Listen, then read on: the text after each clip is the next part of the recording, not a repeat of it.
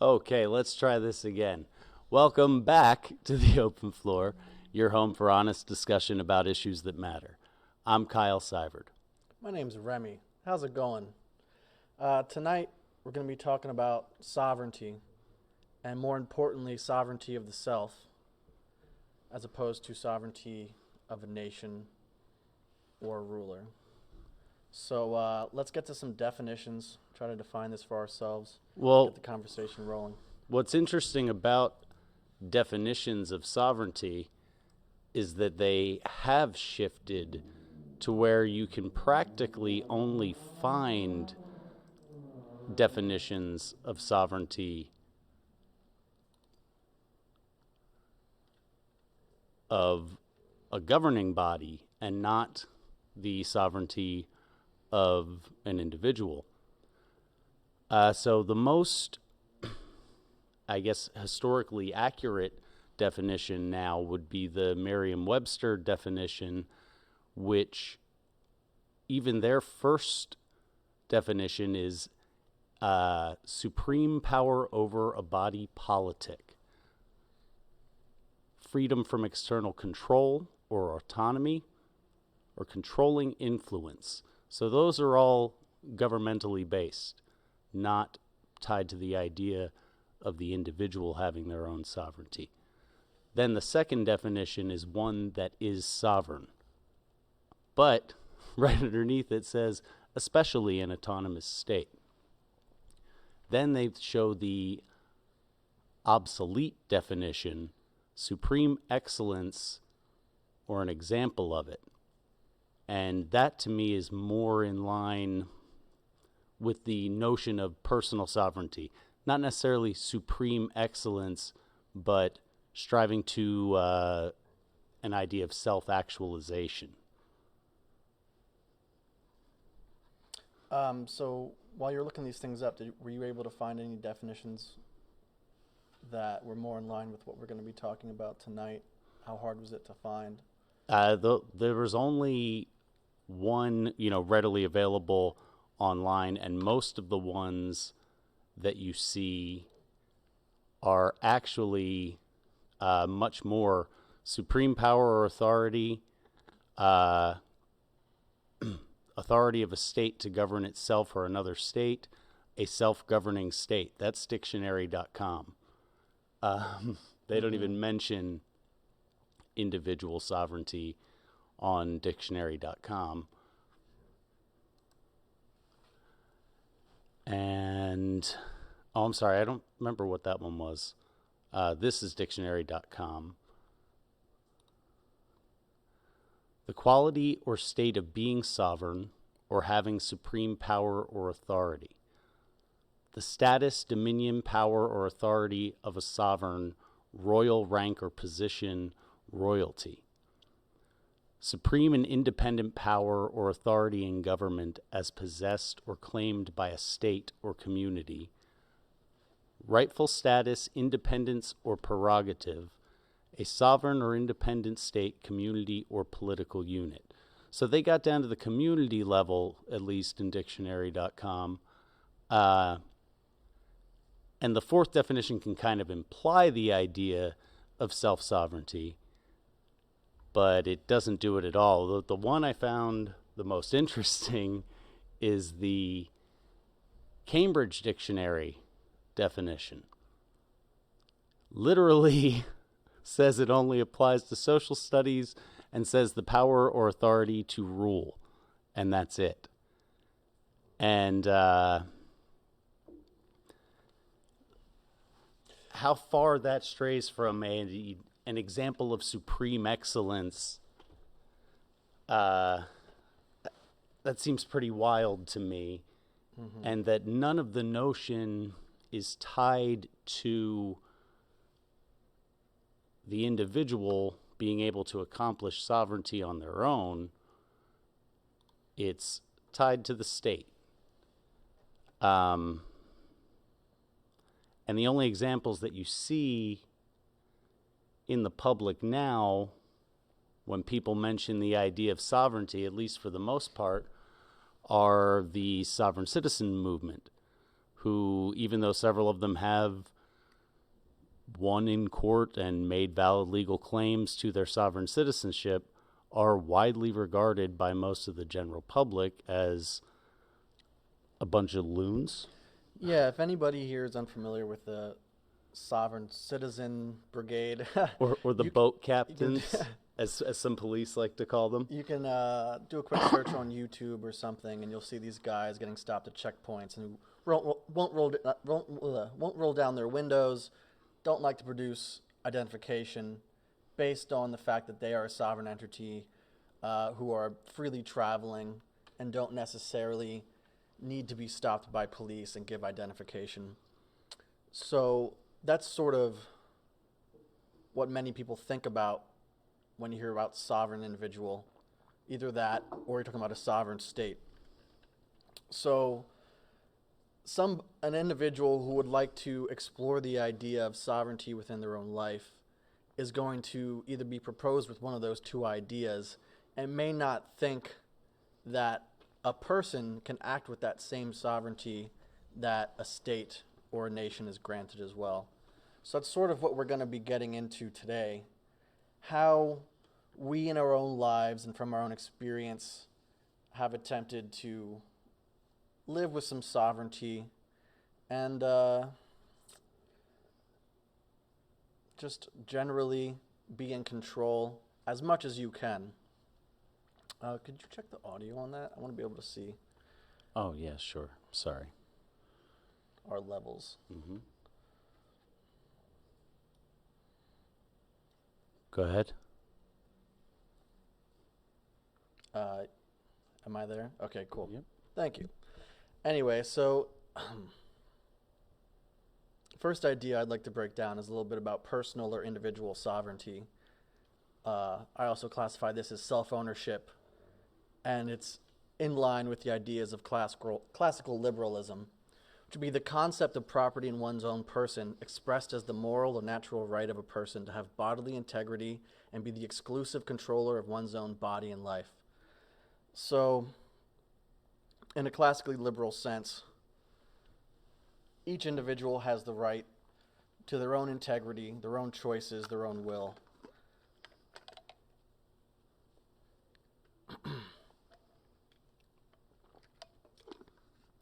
That's the classically liberal sense of it is part of my ideal of self-sovereignty. But because I believe that I only have the free will through God to have the notion of self-sovereignty, that God is the ultimate sovereign, but my free will allows me to conduct myself in a sovereign manner on earth. Yeah, I mean, the conversation of free will can definitely, I think it must come up in any conversation about personal sovereignty. And everyone has their own ideas about free will. I am not as religiously convicted as Kyle. I'm still very much questioning all of it. But the idea there of whether you have free will or not, or we're assuming that we do have some level of free will here. So you can act within the bounds of your will in a sovereign state and take some actions for yourself there. Well, and when you say, act in a sovereign state, what you're driving at is being your own moral compass, your own a sovereign doesn't do things because it's the popular notion, doesn't do things because it's the narrative, doesn't do things because you're supposed to. A sovereign does what they feel compelled to do by what their own moral compass tells them what is right for them and what is wrong for them. Sure, yeah. Well, that's part of the sovereignty itself, is you must be making these informed decisions by questioning the motives of those around you, questioning any type of social norm, whatever it may be, and then acting on those decisions. And that's sort of how you gain a grasp of becoming a sovereign individual, making those decisions for yourself, trying to get to the bottom of what you perceive the truth to be, and what acts in your best self-interest. And if your compass is a moral one, then it would absolutely be a moral self-interest.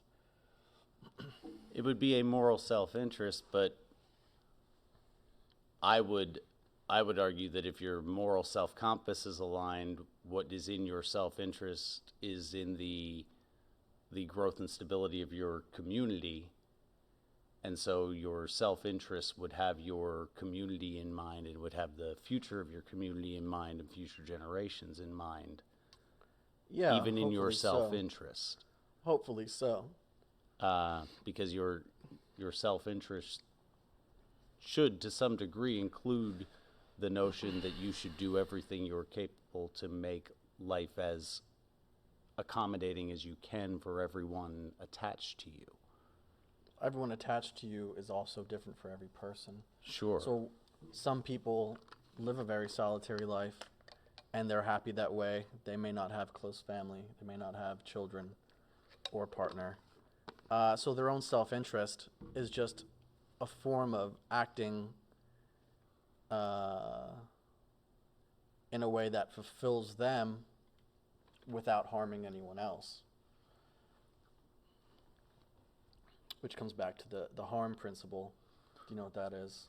The harm principle. The states basically no action shall be taken against any man except to stop them from harming another. Yeah, the non-aggression principle or whatever. It's kind of like very that. similar, probably. Yeah, in definition. Yeah. Well, that would be the ultimate secular sovereign in my mind. Somebody who operates from that sort of mind frame would be the ultimate secular sovereign. But more often than not, you'll find people with that mindset leading somewhere towards the ANCAP spectrum of politics. In my studies of this recently, a lot of the things you find about personal sovereignty and some of the associated topics like agency, and especially the economic ones, a lot of them are based in what would be anarchic principles, which I don't really ascribe to myself. But it seems to be how other people seem to think of the idea as having sovereignty, as being some form of anarchic principle or anarchic liberalism. Well, because sovereignty and autonomy are kind of you can't.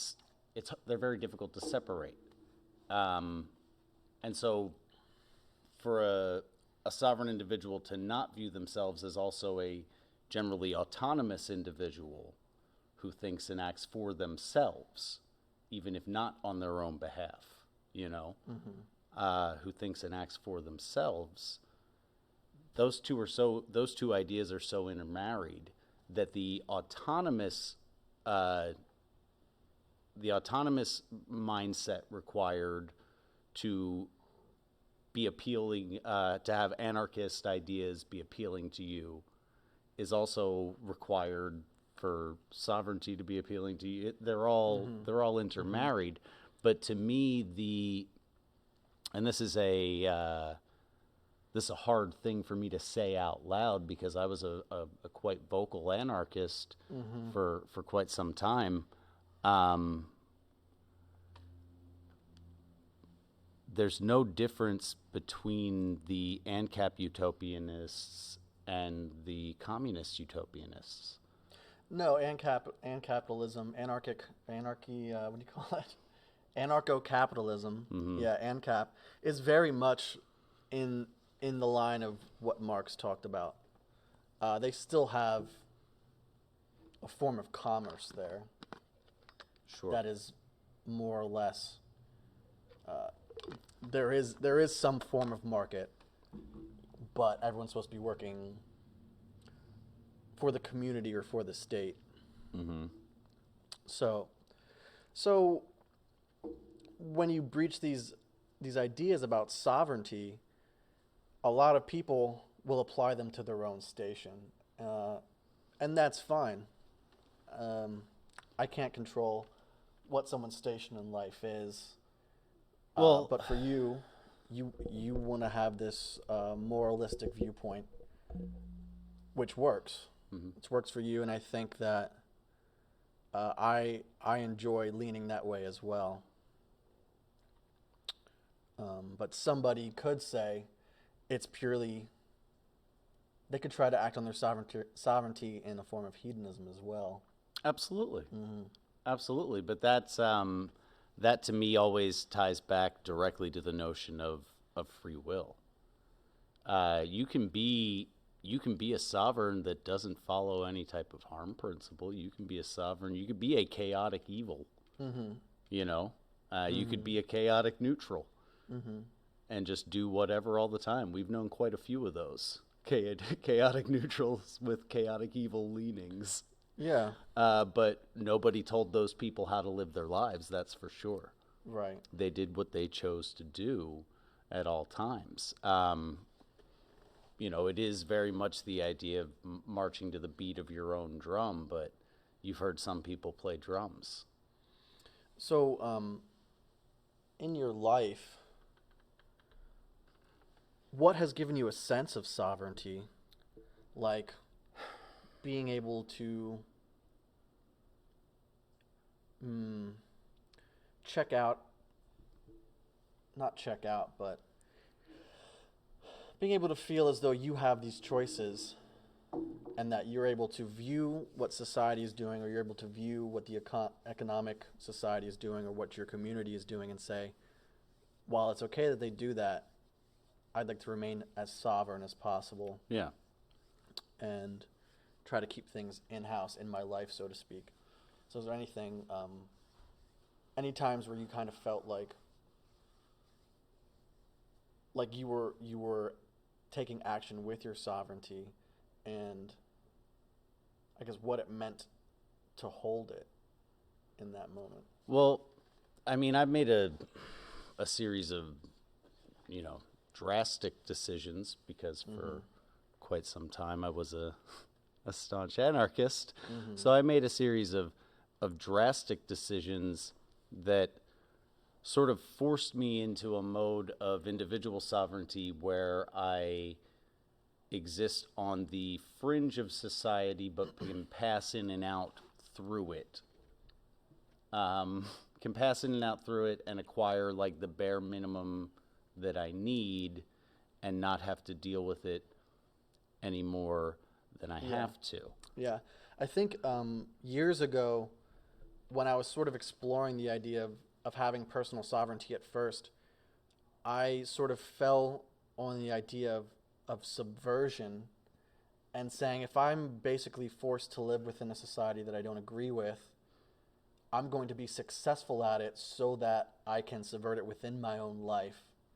And as I've grown, I care less about the subversion tactic as opposed to just um, trying to educate others through our interactions Mm-hmm. uh, by saying, like, look, people complain a lot about what they're not happy about, but very few take action on it.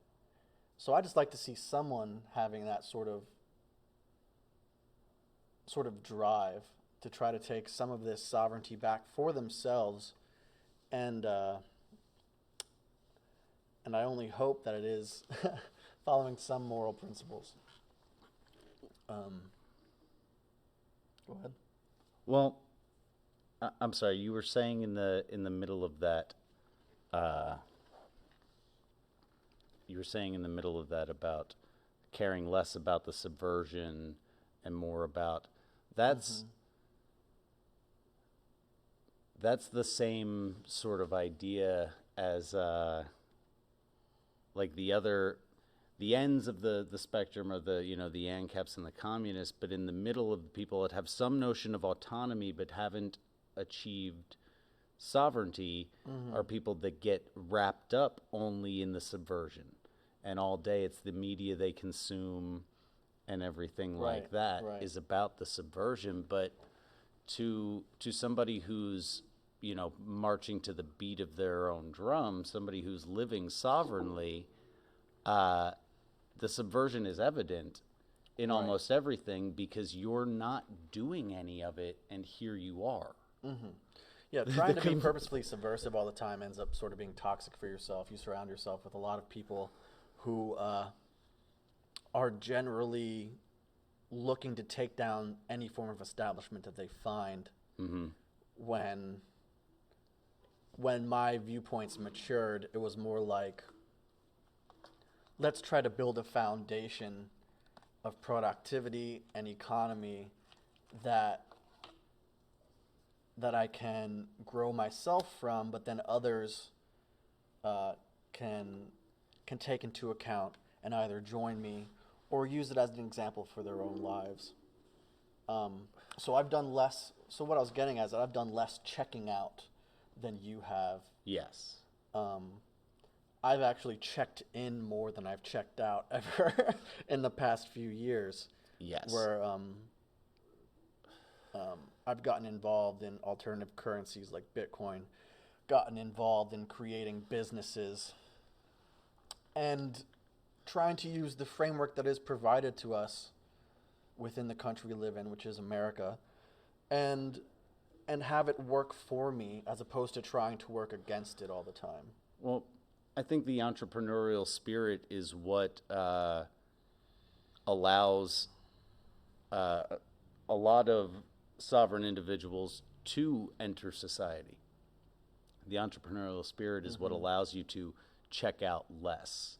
And that's huge. And you haven't checked out in nearly the way that I have, but you know, I haven't had a bedroom since 2016. Like, I've made drastic decisions to stay outside of things in that way. But I was also at one point in time far more checked in than you've ever been to, and like, you know, a slave to the week to week, and eating meals that were handed to me out of windows all the time, and just buying stuff, and all the I was way checked in. So explain that a little bit. So myself personally, you know, you look for a career after high school, and I found one, which was metal fabrication. I could have continued with that and likely ended up in a place where you were, but I felt unhappy probably much faster, maybe much faster than you did, I don't know, but I got out pretty quick. I was only, you know, I did it for 10 years, but I technically was only really committed to it for like, you know, 5 or a handful or something.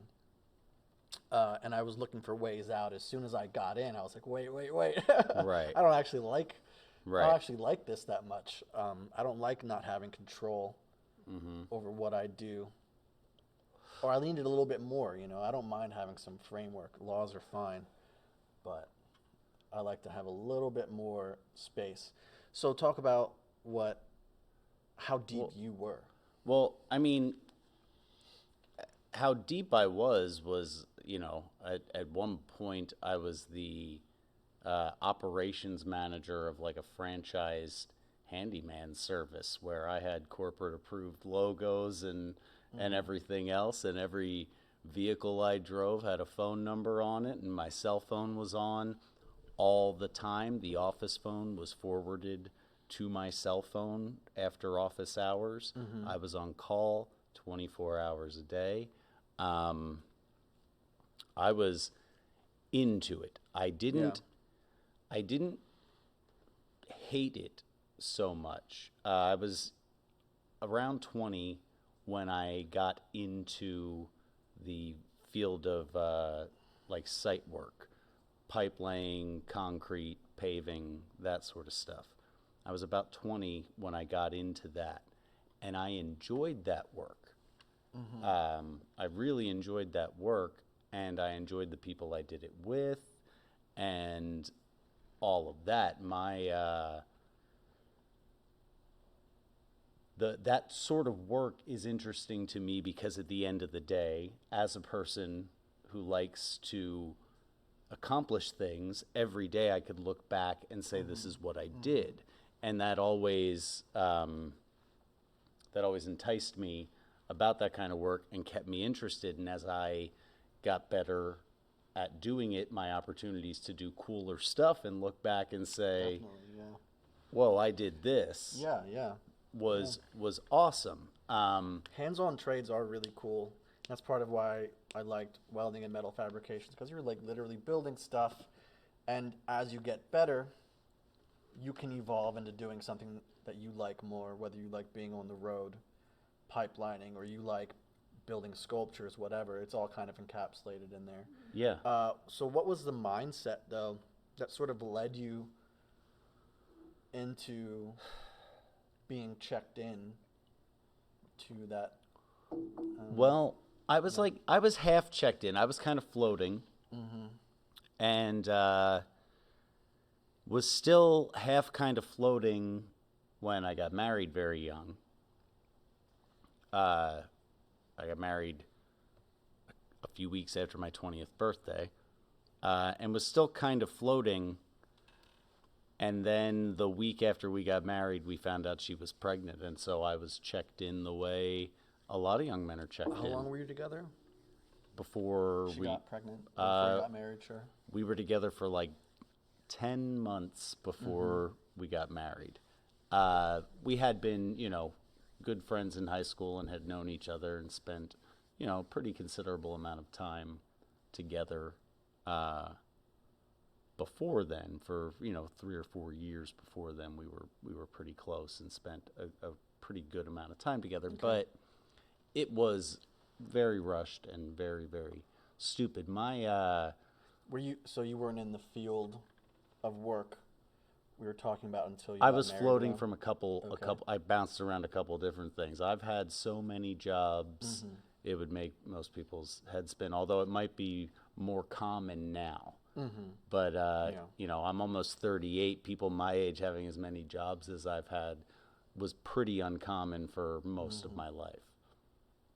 I didn't really start to check all the way out until, no musician wants to have a day job, right?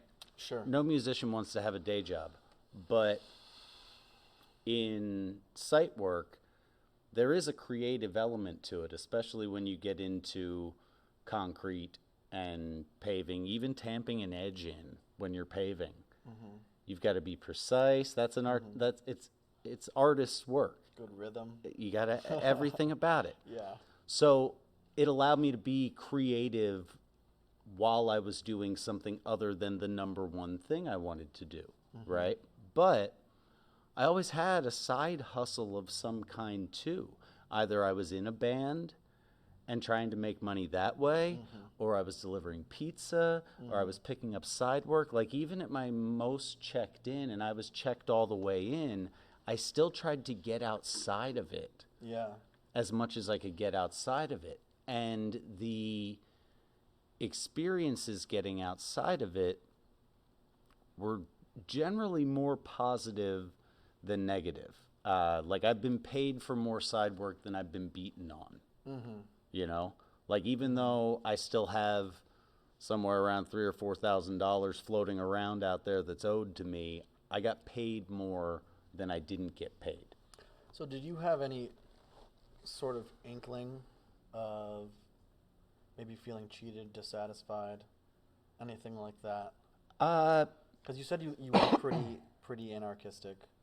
And was this after? The cheating, the feeling cheated and the dissatisfaction was directly tied to my learning about the actual nature of the banking industry and the Federal Reserve and all of that. Yeah. And shortly after that, I was on the path that I think a lot of people would find this same sort of trajectory of the boat captains. I was way into that. Once I found out I was lied to and my birth certificate was being held as an option on a futures market and Right. all of that sort of stuff, Man, I was right there with those boat captain dudes for a minute, and in the midst of the other, series of emotional turmoils going on in my life, I got way hard into it. Of course, I felt betrayed, because obviously we don't like to blame ourselves. Obviously it's everything else, and if I could just get everybody else to be this, then I'd be fine. Yeah, I think while we're talking about our career choices, or lack thereof, I'd like to bring up that along with personal or individual sovereignty, there's also the idea of sovereignty over your productive capacity. Yeah. And here I have this defined as an individual sells the use of his productive capacity for a limited time and conditions, but continues to own what he earns from selling the use of that capacity and the capacity itself, thereby retaining sovereignty over himself while contributing to economic efficiency. If a person owns themselves, they own their actions, including those that create or improve resources. Therefore, they own their own labor and the fruits thereof. Mm-hmm. So this kind of comes into the rights that you should hold as a worker and of property as well. Property law is one of the oldest law that humanity has on the record. Uh-huh. And that's directly related to the fact that if you have personal sovereignty over yourself, you should have personal sovereignty of what you're producing with that work. And here it says the capacity itself. So what you earn from selling the use of the capacity and the capacity itself. So literally your ability to work is like a property, is like a machine, like any other machine, but a bio machine. Well, sure, and that's a principle that I picked up on in my early floatings around. My early floatings around, when I was in the middle, set a foundation for part of my bridge out as I was older, because I did a lot of sales jobs. And one of the ways that they pitch idealistic young people into sales jobs is you decide how much you're worth. You don't have some boss telling you you're worth minimum wage. You decide how much you're worth. Sure. And that's how they get you. Breakdown's not always great, but I know a lot of people who obviously. are happy in sales as well. Yeah. I've never actually personally done sales, but I've definitely sold ideas. I've sold myself. I've sold, in a good way. Sure.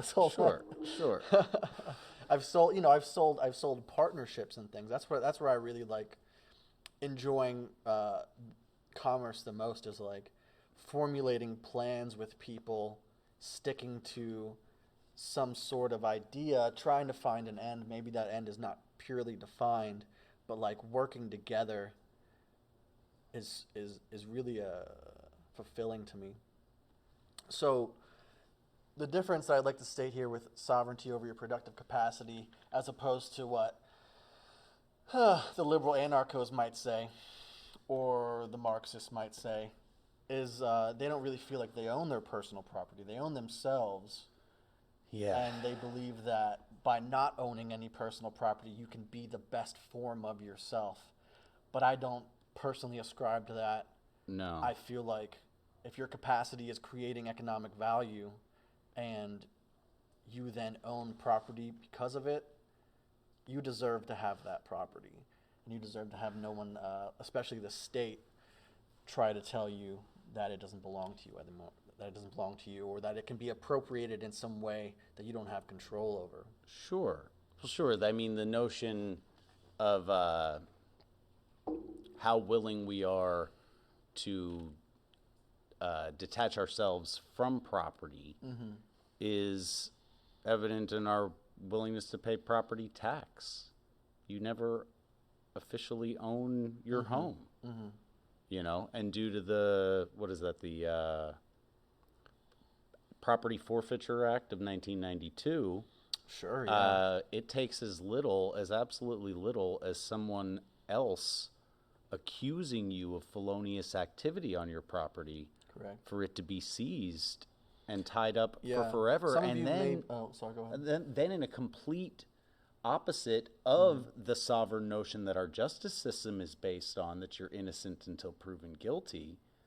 You know, that's only a free person's justice system. Yeah, it's absolutely a form of tyranny, in my opinion. Absolutely. Civil forfeiture and property forfeiture in general, particularly civil forfeiture, which, excuse me, if any of you aren't familiar with civil forfeiture, it is an act that occurs daily in the United States where they don't need to charge you with a crime. They only have to have the idea that you may have committed a crime, and they can seize assets from you based upon the idea that those assets may be gotten gains from the commission of a crime with no proof.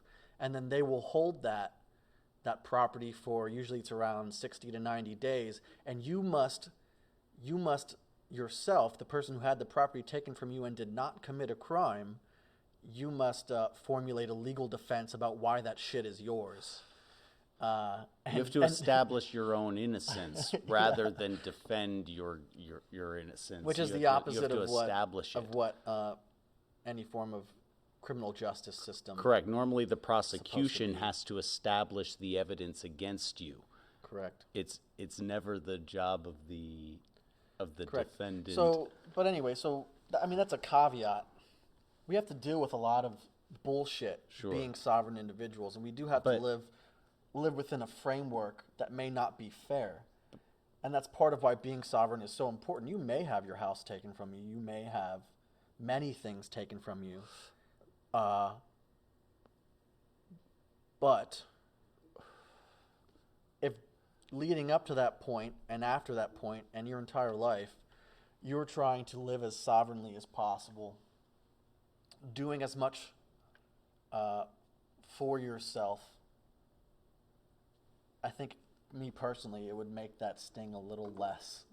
And you know that you hold the power to your own future then. Sure. Well, and that's part of that idea of property as well, is property in its truest sense, land in your home and the fruits of said land. That's much more into that mindset of every day looking back and saying, this is what I've accomplished. Like, property is a more legitimate measure of a person's accomplishments in a meritocracy that the sovereign strives for. But in our current landscape, your accumulation of property has nothing to do with your merit for a lot of the people that acquire quite a lot. And the notion of what property is and what's important has culturally shifted terribly too. As soon as the little suburban outcroppers started popping up, the idea of property became less your land and your home and the fruits thereof, and more your trinkets and your toys. That's my property. You know, the little things that you acquire because you don't have property, because you don't have land to develop and things like that. You fill that time that otherwise you would be putting into generally saying, look what I did for my family today, into acquiring all these trinkets and toys instead. And so that's the property that we hold dear in a lot of our culture, and especially in our poverty class, in our lower middle class and poverty class. The idea of owning property, actual property, is so far removed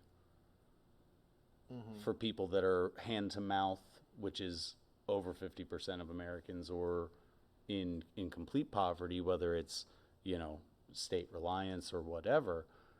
Their idea of owning property so far removed from that notion that you have things like people getting shot over shoes and crap like that, because that's now the property that they hold dear.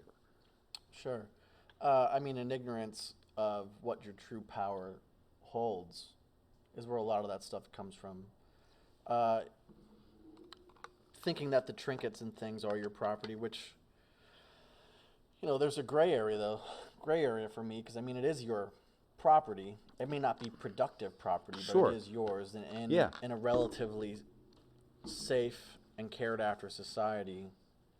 It is your property, and there's always been arts and crafts, and people had toys and trinkets, but they weren't their priorities. The shift in priorities is what causes kind of the fundamental gap in operation between a sovereign individual and a less autonomous, more dependent individual.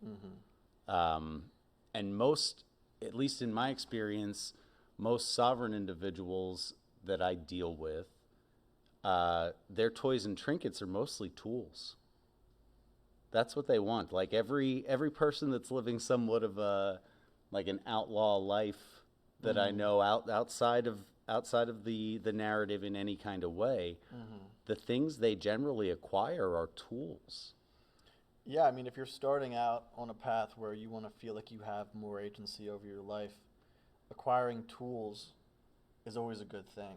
And tools Yeah. are super affordable now. I forget where my buddy sent me, but I got like a whole set for pretty good price. And the shit at Harbor Freight's getting pretty good these days. I It's- was very impressed when I walked in there last week, seeing the level of craftsmanship they actually have in some of this stuff. And it's still really affordable. I mean, some stuff is cheap and garbage and throwaway, but just the fact that it's available Well, at yeah, a price it's- that most people can acquire. And then the thing is, once you get those tools, build something, Yeah. whatever the fuck it is. yeah. Build something, acquire Build some something. skill, and really, really build something.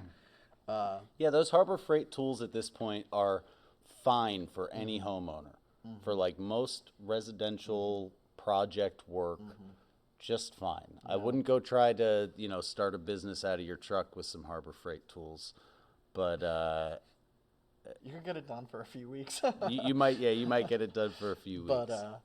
But anybody kind of looking to go down the path of trying to have a bit of sovereignty in their lives, you may have a structure already in place. It's hard to break.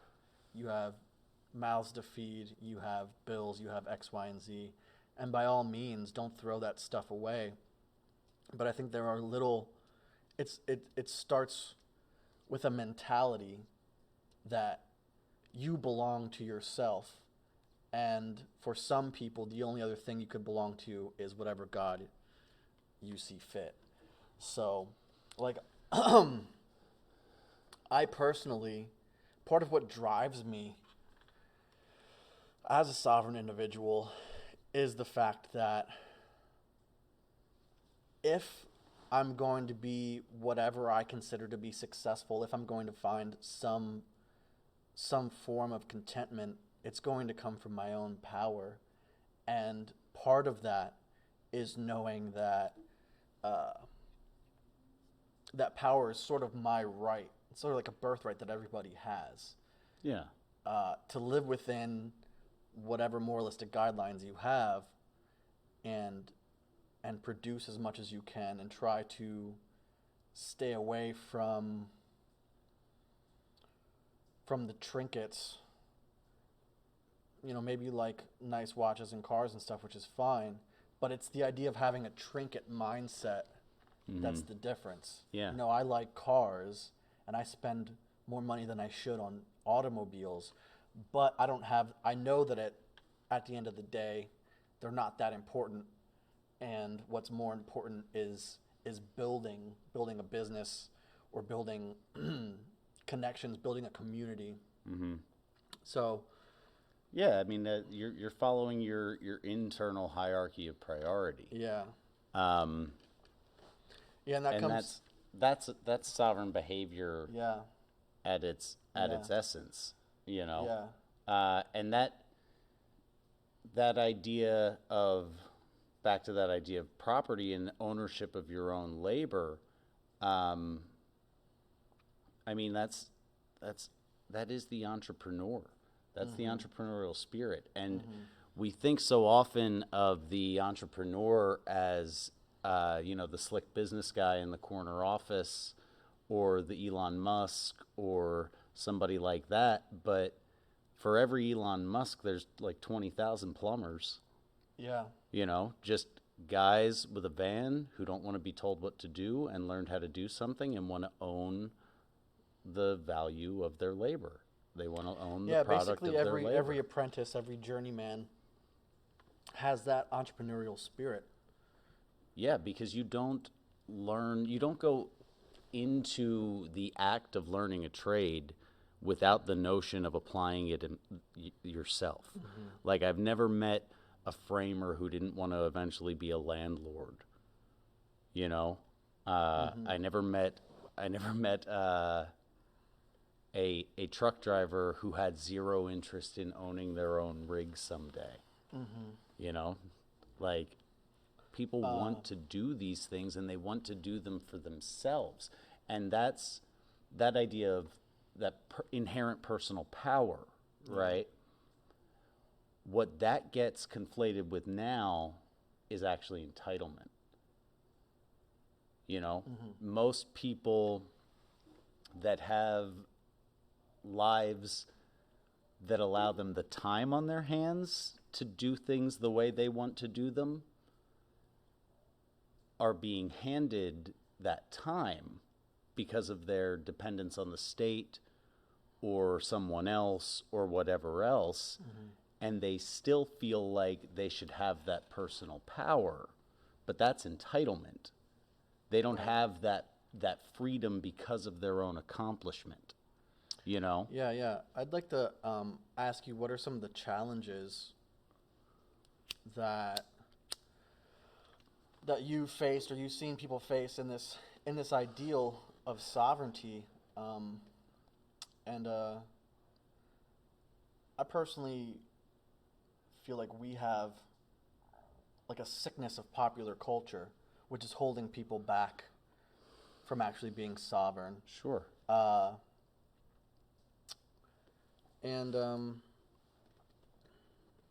Sure, I think, public schooling programs all of us pretty well. And one of the things that public school does to us especially well is that it sets on our internal priorities the fear of social ostracization. Nobody wants to be excluded. And that's like, for many young people, and for many people this continues far into adulthood, the idea of some group who's supposed to approve of you, and if they don't, that makes your life less satisfying. That plays in so many of their decisions, that I don't know how, like, even, I think you're born with this. I think you're born with this notion because I was always trying to do things my way. I've learned 4 instruments at a level that I've been paid to perform on them, self-teaching myself. I never drilled moves in wrestling, but I was still successful. I practiced the way I wanted to practice and prepared myself the way I wanted to prepare. I never did assignments the way they were supposed to be done, but I'd still meet the criteria. I always wanted to do things my own way. So I don't know if I was just more tapped into that inherent notion of power, or if other people ignore it, if they're tapped into it and they ignore it because that fear is that strong. But I also began my social existence in kindergarten, right, as a kind of weird kid who was significantly more advanced in math and reading and things like that, who dressed a little weird because I was poor. So I started on the outside. Yeah. You know, I started on the outside, and so maybe that's part of So you think why you I'm wanted, comfortable there. You wanted to prove something then? No, it's that I wasn't afraid of not being like fully accepted, because I don't know that I ever genuinely felt that I was anyway. Because I started on the outside. Like, I was friends with a lot of people, but like third grade me wasn't really anybody's best friend. You know? Because I would always do something that was like, yeah, I don't like that. I'm going to do it this way. Sure, sure. On a greater scale, you have that societal stigma from the kids around you growing up. But I think we're moving into an era where the entrepreneur is bastardized, and there's a lot of talk about somebody who is self-made, that they must have cut corners, that they must have Sure. cheated someone along the way. They're not paying their workers well enough, X, Y, and Z. And I think that's coming from a mental barrier that's been growing in probably every class of society, but particularly lower and lower middle class people, that there are so many barriers to taking your power to a new level as an individual, as a sovereign person, that it seems insurmountable to us or to them. So when you see someone succeed, they must have cheated. Sure. Sure. Now, to some degree, there is a relatively sound logical principle there, that in a truly fair exchange, no sort of profit would exist. And so that any exchange that generates profit is in its nature unfair. So there is a purist logical argument to that, but most of these people taking up the torch of the exploited worker and everything else, that's not where theirs is coming from. You know, they don't have that sound. Theirs is the emotional response of, you have something I don't. Yeah, I think that's where the response is coming from, but there's likely a shift in attitude, not within that person, but within greater society. Sure. Well, we have a more dependent society than ever before. Right. And that, again, goes back to that property. We've outsourced so many daily necessities that we produce none on our own. And so when you do that, you create absolute dependency, even to those that are just working and actually providing benefit. They're still dependent. Yeah, I think that an important aspect of being sovereign is trying to live without dependency, or to leave the state of dependency, and as soon as you can, then be independent, you know? Yeah. Because it's difficult for some people to be totally independent from whatever the case may be, living with your parents at a young age, or having to move back in with family because you tried some shit and it didn't work. But the goal is still independence in some way, and to not then be sucked into a form of independence that is a virtual independence, where like you think you're free, but you're really actually a slave to a whole new set of desires. Well, if you like math, it's really easy to break it down. There's 168 I don't hours. like math. There's 168 hours in a week. How many of them are you putting You know what? into That's an accomplishing interesting things point. for you? When I first started working for myself, actually, no, I was still working full time as a welder, and I'm like beginning to think about, what can I do in my time when I'm not at work, and what does that time mean to me? And I would set a mental hourly rate just on my personal time. So if I'm wasting time I'm wasting my own economic benefit, which in the thought, an easy way to calculate that is just money. Yeah. So I gave it basically an hourly rate Yeah. of like, and I was whatever, early 20s. I'm like, whether or not you're getting paid this much at your job, that free time from your job, you should try to be doing something that is worth what you think your time is worth. And I think I remember setting mine at like $17 an hour. Yeah. And I was like, if I can, it doesn't have to really be making money, but you should do something that you would value that time at $17 or whatever Sure. it may be. Sure. And that's a good like mental exercise, I think, when I was sort of getting into the idea of trying to live more for myself and less of the rat race. Like that was something that I recognized around that time is even if you win the rat race, at the end of the day you're still a rat. Yeah. So Yes. getting out of that was pretty important to me. Yeah. And it may have been easier for me than other people because like I didn't have close familial bonds. So I was able to be like, I'm just gonna hit the road Yeah. and do my thing. But it still just comes back to that frame of mentality, whether you have a family or not. Yeah. Don't be the rat in the rat race. Right. Well, Set your free time, set goals, like work for yourself even when you can't work for yourself. And if you got a job where you're like in front of a computer, find a way around it. Like there's a lot of solutions where you can sort of be working yeah. for the man and also working for yourself. Well, You there's have a to be, lot of people creative there. with jobs where they sit at a computer all day that are absolutely all too willing to, like, you're sitting there with one of the greatest tools in the Yeah, history of right, yeah. mankind. It's amazing.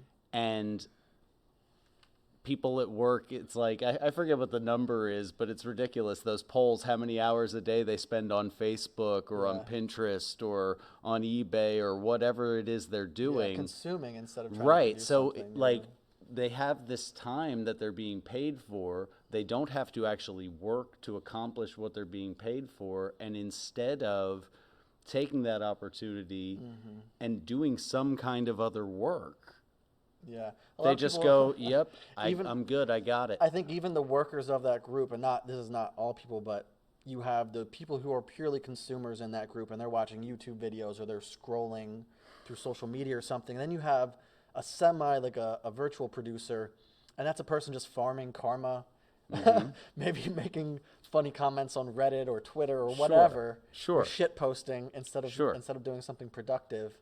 And then there probably are few people who are really using that time to the best of their ability. But I remember, I never worked an office job, but I remember feeling really like destitute of the soul during this time, where I didn't have the energy to work for myself.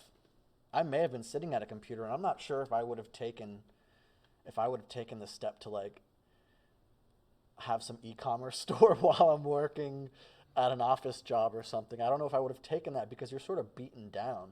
You haven't yet gained the cognitive liberty that like, yeah, you're at work and they might own you for 8 hours a day, but you still own your actions and your mind.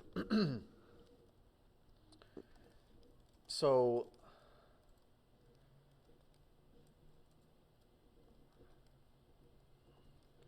we've defined what sovereignty is to us a little bit. Personal sovereignty, sort of freedom from getting poked too much. Sure. Sovereignty of your productive capacity. Trying to find some ways to hustle up for yourself. And I mentioned like what are some of the did I say obstacles, something like that? Yeah, well, some of the steps and decisions and obstacles along the way that I've sort of mapped my own path to personal sovereignty. And one of the things for me was that idea of the ownership of the product of my work And as a not just a musician, but a composer and a songwriter and arranger and all of those things, I had some internal switch flip sometime in around 2008 after watching Nassim Harameyn's "You Are the Event Horizon" situation. Yeah. And I said to myself, if I have time to like listen to music, I have time to make music. And that was kind of the Right. beginning for me. Right. That's sort of where these mental shifts start. And from there, I started to value my free time, which was what I was making music in, as very, very valuable, to the point of I considered it like worth 2.5 times my shop rate, my salary or whatever, my hourly rate. So for something to occupy my free time that was like rat race involved, it had to be $350 a day or I wasn't going to look at it. I'd probably take less than that. That's where I was. I had to set that boundary. I had to set some sure, sort for of sure. boundary with myself and hold myself to it. And then it was, a series of decisions where I left my kind of corporate but still small job, my small steady job, and went into business for myself. Because I had my sales background when I was young, and then I was running the handyman service and selling jobs for it, I had built a network of individuals that I could sell jobs for that were very, very busy. And they were losing money by not being able to get to things. So I went out on my own for a while, and I was doing pretty all right.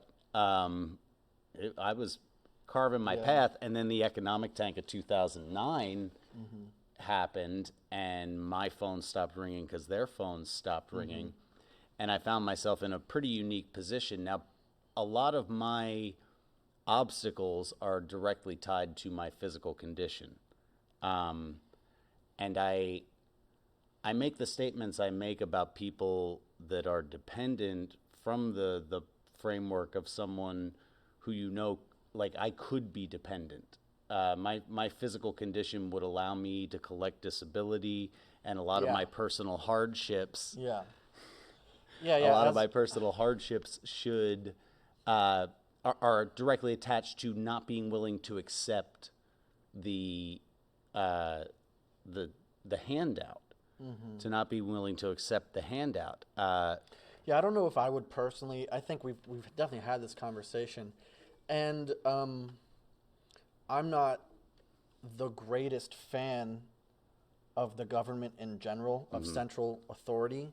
So when someone has the opportunity to take from them and use that to benefit their own lives and can be productive with that, like I have friends who are like, like times are kind of tight, but I don't want to go on food stamps. And I'll be like, take those fucking food stamps. And I've never been in the position where I needed to take the food stamps, so it may change. But but my general dislike of that central authority, which I feel like is already failing and crumbling, that basically it's sort of a black pill thing where you're like, hey man, just take it because you may not be able to take it tomorrow, so just take it while you can. But your moral guidelines would say, you would rather work within the framework that you have left. That you have a structure with your physical disabilities, and even with them, you don't want to take the dependency route. Right, but part of that mindset too is that it's not they paying for it. It's it's that's part of the problem. It's not they. Looking at it that way. It's your neighbors. It's your friends and your neighbors and your bus driver and your trash truck driver and your street sweeper operators and your parking meter readers and the kids downtown pushing trash cans around, picking litter up off the street. Like that's who's paying for it. And I don't know those people. And I didn't ask them, hey, are you willing to pay for me. Uh, so that's like community sovereignty. Right. The hope is that through the individual's actions, we're all going to be growing to a point where the community becomes more sovereign and can take care of each other. So if you need to be dependent in some form, you're going to be dependent on someone who wants to help you directly. Who loves you. Right. Right. Who loves you. Who's willing to. Who's willing to, because then you're still maintaining a level of self-agency, because you're not beholden to them. The product of labor with them is the value of the relationship, and the value of the relationship is worth them being willing to help take care of you. No. And good relationships are a lot of work. There is a lot of labor. A lot of people like to make fun of SJWs about emotional labor, but it is a genuine thing for a real and close and nurturing and healthy relationship. Emotional labor is real. The framework that they use it in is like going to work every day is an emotional labor, and you should be, you should be compensated for that, and that's a little ridiculous. But you do work towards earning people's willingness to take care of you. But that's any community economy. That's what the plumber has to do. He's got to not just say he fixes leaky toilets. He's got to fix a toilet and make sure it doesn't leak. You have to do it. Yeah, I mean, the emotional labor that one may feel when you are confronted by ideas that are dismantling your preconceptions, that's sort of the emotional labor they're talking about. And they just don't want to confront the fact that their preconceptions may possibly be wrong. Yes, it is an emotional labor, but it's almost for your good to constantly question your preconceptions and try to grow as a person. So we were talking a little bit about like civil forfeiture, and I said that's a form of tyranny. Sure. Right? And I think we've sort of established that each person should have some form of personal liberty, and tyranny is sort of in direct opposition to that. I'm losing my train of thought. Well, there's tyranny at hand here in America in a lot of forms. I mean, there is the direct governmental tyranny of we'll take your stuff at gunpoint if we deem it necessary to do so. There's that tyranny. There's the tyranny of, technical taxation without representation, because your representatives no longer represent you. Your representatives represent Right. lobbyists, Correct. not you. Yeah. That's tyranny. But there's also, social tyranny, the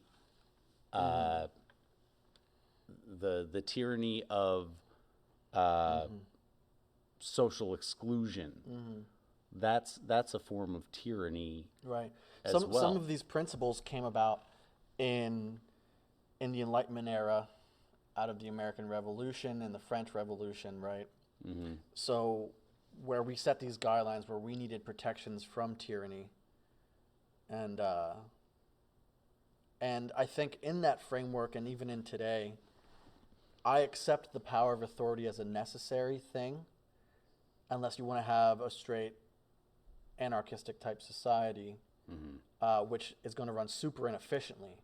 So having some form of authority gains you efficiency, but it's also extremely dangerous when used as a weapon, which then transforms that into tyranny.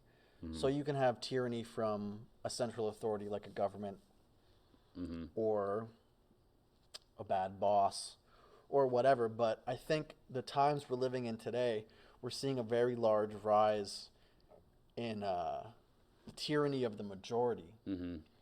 And since and you can take the examples of this as identity politics, urban liberal domination of social media and news, domination and alienation from university elites over culture and youth education. Right.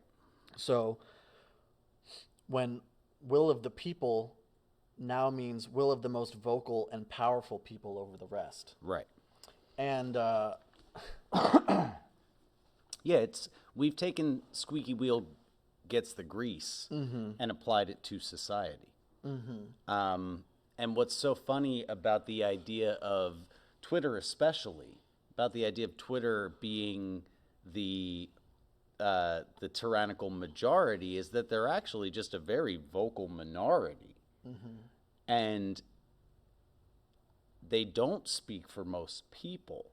They don't speak for most people, but they speak to most people's fear of being excluded by some group. right. And I think most people are in the business of making decisions for themselves. So the fact that popular media is dominated by these thoughts and ideas, it turns what is a vocal minority into a majority. So Sure.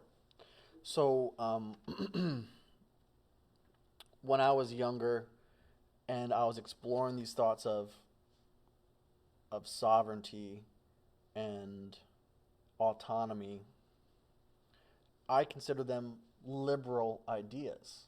Like, I always considered myself a liberal, and I think that I Right. still do for the most part. Right.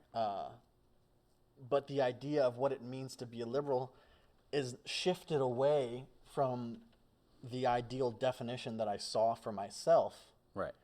And It's completely morphed from the notion of being yourself and acting for yourself and of your own regard into collectivism. Liberalism has now become collectivism, and if you don't want everybody to be one shiny hug mass of people just loving each other all the time, you're not liberal.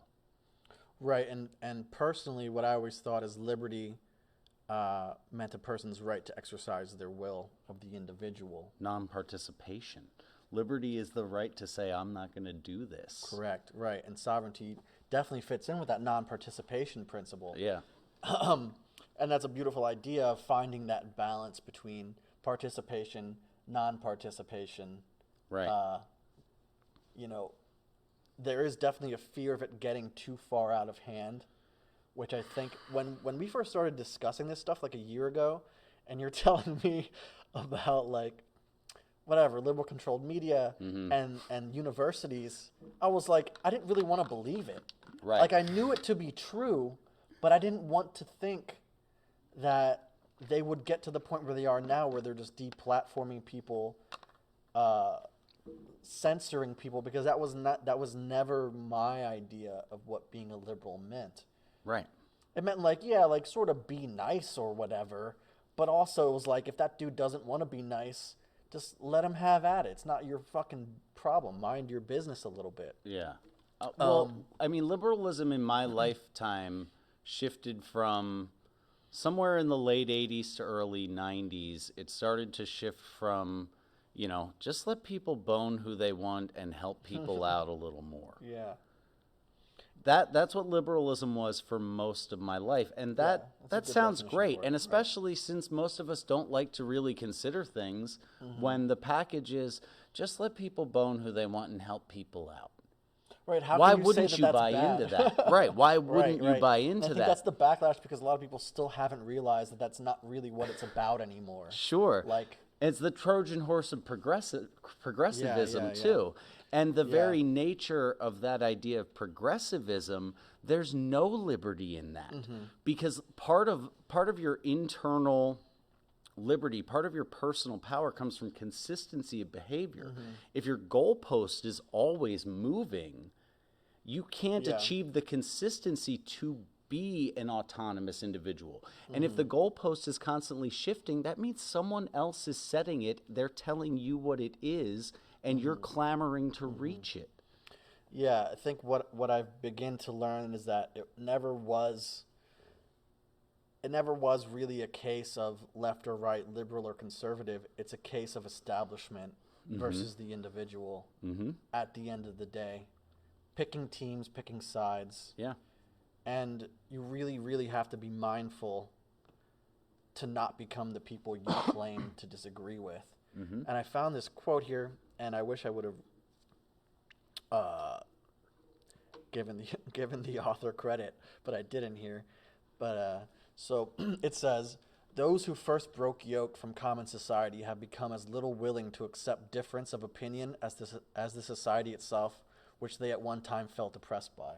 And that's totally what this rubber band shift is, and that's what scares me the most. Is if you free the war camp, the prisoner of war camp, or whatever, you don't then make. There's a reason you don't then make the original prisoners the now prison guards over their original guards. Sure.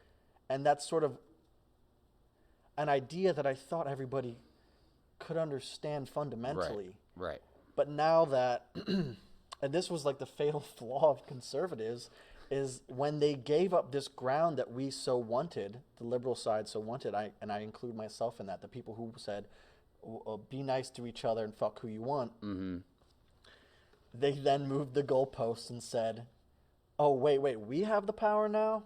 Right. So let's fuck these people up for all of that mental anguish we perceive we went through over the last few decades or few hundred years. But the fact is, we really felt very little of that ourselves.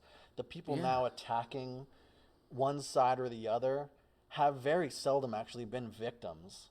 Right. But they're living in a victim mentality. And that's like something I always like to pose to people when they want to bring up race relations or relations with authority. Their hate for the government, their hate for white people, their hate for the patriarchy. I always ask them, are you a victim? Right. Have you been victimized? Right. Do you continue to live in that mindset that you are victimized Yeah. and that you could be a victim at any moment? Right. Because that's a dangerous mindset to have. It's a very dangerous mindset to have. You know, you corner an animal and they just strike at anyone, but they're not really cornered. It's a mental corner that they're putting themselves in. Sure. And popular culture is putting us in, and that's part of that. What I was saying is the obstacles of social tyranny and just society in general is that people want to think, or people feel as though they are victims, and we're really not. We're really doing pretty goddamn well for ourselves. Sure. And even if you're not doing well for yourself, most cases, what most people can do is be honest, look at their actions in the past and in the present, and ask themselves if they got themselves into this mess. Sure. And many times you did. Yeah. And even if you didn't, there's almost guaranteed a route away or around whatever obstacles in your path. Yeah, absolutely. The idea that we're doing pretty darn well for ourselves, that part of my sense of humor and part of the way that I try to reach people is through sort of reductionism, you know. And so I would just ask people who would kind of at the idea of self-governance, when was the last time you were punched in the face? We govern ourselves pretty well. Yeah. Most people are unwilling to be antisocial in the kinds of ways that make you ungovernable. Yeah. Well, some of these people who are staunchly opposed to this idea and will throw in an immediate but there are people who live under the poverty line, etc., have probably faced less punches in the face and less direct threats of violence than I have, and I don't have that mentality. I have been directly victimized by people, and I realized that it was a case of those, whatever, their ignorance, their lack of education, their drug use, their mental victimhood that led them to trying to victimize myself. But I didn't take any blame away from them, and I surely didn't put any blame on myself except for what was deserved. Well, but I also sort of take the stance of we all have the potential to be a sovereign individual, and liberty itself. And I didn't reach back out to these individuals and try to put them in prison.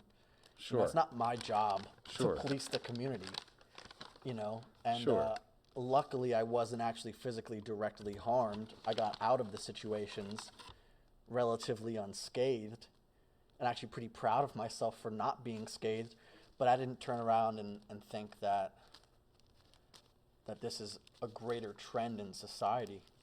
Right. It was an isolated incident, and it was bad, but it wasn't like the amount of people that are so willing to buy the media portrait of this hyper violent world that we live in. That to me just shows their lack of trust in their own experience, because their own experience has generally not been that. And I spent a lot of time in some rooms that people specifically go to talk about childhood abuse, right. and even in a packed room, most of those people, because they were actively working towards shedding their victimhood status, even though the monsters in their lives were the people closest to them, Yeah. they were still overcoming So that notion. Name this organization, or what are you talking about right now? It's adult children of alcoholics. Right. So I want to ask you what the difference is between someone in ACA, which is Adult Children of Alcoholics, and someone who goes to like AA or NA, because what were we saying earlier before the stream started? Something about people who live in that mentality of AA get stuck in it as well, where Right. it's sort of like a drug Well, to because them. because did AA you find that and different in ACA? yes, People because didn't do that as peop- much. I mean, people still get stuck in their own ways, and there's still plateaus like when you're learning anything else. But the other programs are what I would call the substance programs. And the symptom and the substance are the focus. ACA, the behavior, is the focus. The substance is a symptom of the behavior. So it sounds like it's more responsibility based. It's absolutely more because, personal responsibility based. Right, and that- because you have the ability to unlearn and relearn and do things differently. Yes, it is a very sovereign notion, but it is also attached to a long series of emotional upheavals that are probably never done. But the point in that is that people that actively work towards that get away from that mentality of constantly being in fear of being victimized. You know? Right. And that's what the media creates now, is the constant fear of being victimized. I mean, how many times have we heard that 1 in 4 women on college campuses are raped? As a parent, why would you send your daughter to a place where she has a 25% chance of being raped? That's a terrible Sounds like a bad idea. parent. Right. That's a terrible parent. If that were true, Right. if that were actually true, why are people still sending their daughters to college? You Well, know? I can think of some reasons. Sure, but it's going against their personal experience that that can't be happening. If you actually thought that was happening, you wouldn't send your kid Well, there. so I can jump off that a little bit, which is one of the reasons someone would send their child to that environment is because they feel like without the credentials of college, their child will have a lower station in life and less of a chance for prosperity. Sure. And what that's framing for yourself is a lack of sovereignty by requiring or feeling internally that you're required to have some sort of degree or credential Sure. to be a prosperous, successful human being. Where the fact is, these days, especially with the internet, but particularly in the trades and things like that, you can take your sovereignty in action by self-educating, by taking an apprenticeship, and not requiring a university or college Sure. or any single entity to tell you that your worth is based on a piece of paper or on the money you spent to be in this four-year university where you have a 1 in 4 chance of being raped or whatever. But that's sort of like why they want to send their kids there anyways, Well, because they that's- feel like they have this need to credentialize as opposed to having responsibility and purpose and worth in the actions you can take yourself. Sure. That to me is directly tied to tyranny of the majority. That's one of the facets of the current state of tyranny of the majority. But we've also had many discussions too about, my view of the age of accreditation, the age of the specialist, that's coming to an end because there are so many learning tools at people's fingertips now that it's going to become less and less actually important. And we're seeing the evidence of that now, that it's less and less actually important. The degree itself has less and less value. And just the fact that so many people go to college devalues college. But the tyranny of the majority and the fear of exclusion make it very difficult for a person to make a choice counter to that. When you're in high school and they're talking to you about college and stuff, and they say, if you have a 2-year degree, you'll make this much. Or if you have a high school diploma, you'll make this much. You have a 2-year degree, you'll make this much. You have a 4-year degree or post-grad degree, Right. You'll make this much more than the average person. And I recently saw a chart based on that information, and over the last, I think, 10 years, that percentage of getting a graduate or postgraduate degree, the amount of money you're making over the person who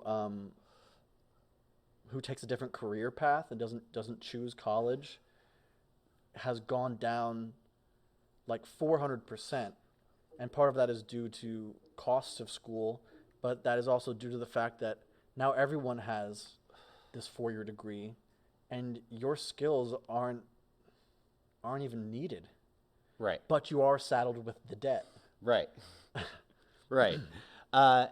Yeah, that's the odds of going to college and coming out of college thinking for yourself and acting for yourself are exponentially slimmer than somebody who goes to a trade school, even, much less somebody who just hops on with a neighbor they know that fixes roofs and just starts doing it, and I think there's probably some cultural implications to that as well. Like, I grew up in a place where almost everybody in the neighborhood did some sort of side work, but a lot of times we did it for each other, and we had an insular economy in that kind of way. Our neighbors across the street would babysit us in the morning because my parents had to leave before the bus came, and we would take care of their lawn. There was always some sort of like community sovereignty in the not so far away age that I grew up in that I think is lacking now. And so people finding early on in life that they have useful skills is far more rare now. And when you couple that with the increased indoctrination of the public education system and things like that chart, that's like, I lost my mind in 2008, at the beginning of 2000, maybe 2007, it would have been 2008 when Saying you lost your mind is no, very heavy. In a moment, I freaked out. Okay. I freaked out when my 5-year-old son, within the first 3 weeks of kindergarten, came home with homework on money.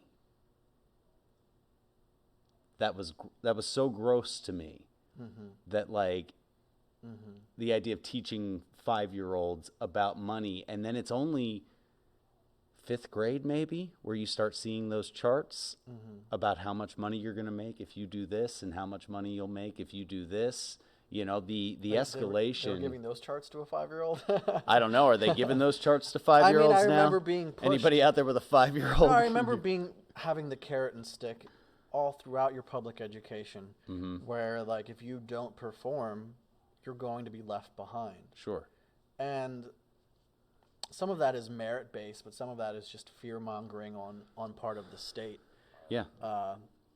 So More another limb of tyranny of the majority. yeah. So we've kind of gone through why these forms of tyranny are bad, and clearly we've gotten to the point where we want to take our power into our own hands and have some sovereignty, and I think especially what I sort of came down to is living my life in a general sort of resistance to these ideas. Like you said, they're teaching your 5-year-old about money. Well, money may be a form of authority, and it may be a necessary evil to exist within this world. So instead of eschewing money altogether, which is a very difficult thing to do, you can have a general resistance to what money means to these people and what it means to you. Right. And so that kind of starts with your cognitive liberty. And do you mind I read off this Go little ahead, bit I yeah. have here about cognitive liberty? Cognitive liberty, or as I described it, the right to mental self-determination, the freedom of an individual to control his or her own mental processes, cognition, and consciousness, also known as freedom of thought.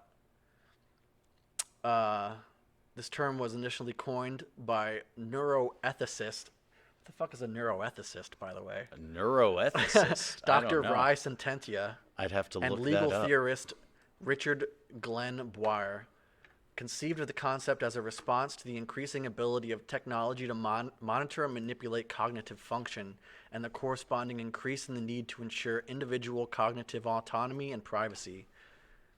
They defined cognitive liberty as the right of each individual to think independently and autonomously, to use the full power of his or her mind, and to engage in multiple modes of thought. So when I was doing my little research here about sovereignty, I found a lot of terms like cognitive liberty where these doctors, this was really based on, like they see here, neuroethicist. And their goal was to set a framework for people of protections against technology, really. And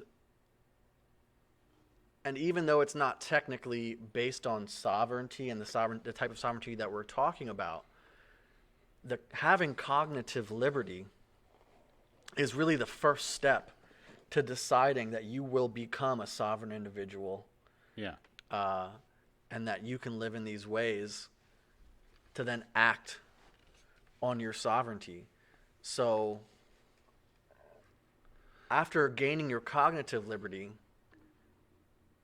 I feel as though a person can then act upon their positive liberty, which means I don't know what you define liberty as. I'm not a definition machine.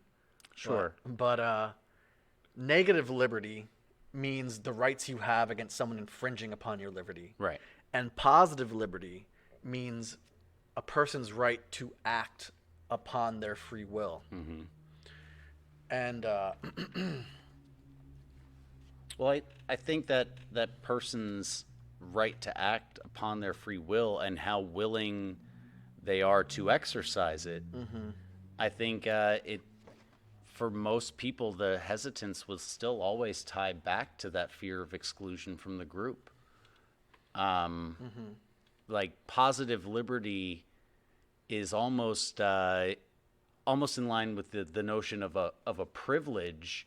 You get to have positive liberty when you don't want to be invited to anybody's tea party, when you don't want, as Owen Benjamin says, the fancy pants and the lollipops, when you don't want that stuff, when you don't let the shekels make shackles, you have to have already made those decisions, and then you have the privilege of positive positive liberty. You know, like it's a direct product of merit. Positive liberty to me is a direct product of merit, whereas negative liberty would be inherent. Negative, what someone can't Right. do to you is God given, As but a- what yeah, you like the- get to do Right, like is our a Bill result of Rights of you. in America is what we would perceive as negative liberty. Right. Positive liberty is taking some action for yourself to become sovereign, to become an individual, to flex your individual muscles, and actually take steps to creating these insular economies and things that we can talk about. One second here, just direct to the chat. You said you're not a definition machine, and Mr. Pink, our pal Mr. Pink, responds, "You mean a dictionary?" Because he is the definition machine. So thanks for the love. Thanks for being here, Mr. Thanks, Pink. I'm not a dictionary either. Do you have something to talk about? Because I have to pee. I was gonna ask you the same sort of thing. What would you like to ask me? Which is do you have something you want to talk about? Because I have to pee. Oh, okay. Well, But either way, I'll read my little. we both just said you just saw two grown men with beards say pee. Gotta go urinate. I gotta pee. Do you want to out of my go keek? go ahead? I'm gonna read about positive liberty. Okay. So we were just talking about positive liberty, and the quote I have here is, "I am my own master," as opposed to some other shit. So positive liberty, the possession of the capacity to act upon one's free will. Survival now hinges on the necessity of charting one's own course. Structure and agency are central to the concept of positive liberty because in order to be free, a person should be free from inhibitions of the social structure and carrying out their free will. While structurally, the isms, racism, classism, etc., can inhibit a person's freedom, positive liberty is primarily concerned with the possession of sociological agency. It is enhanced by the ability of citizens to participate in community and have their voices, interests, and concerns recognized and acted upon.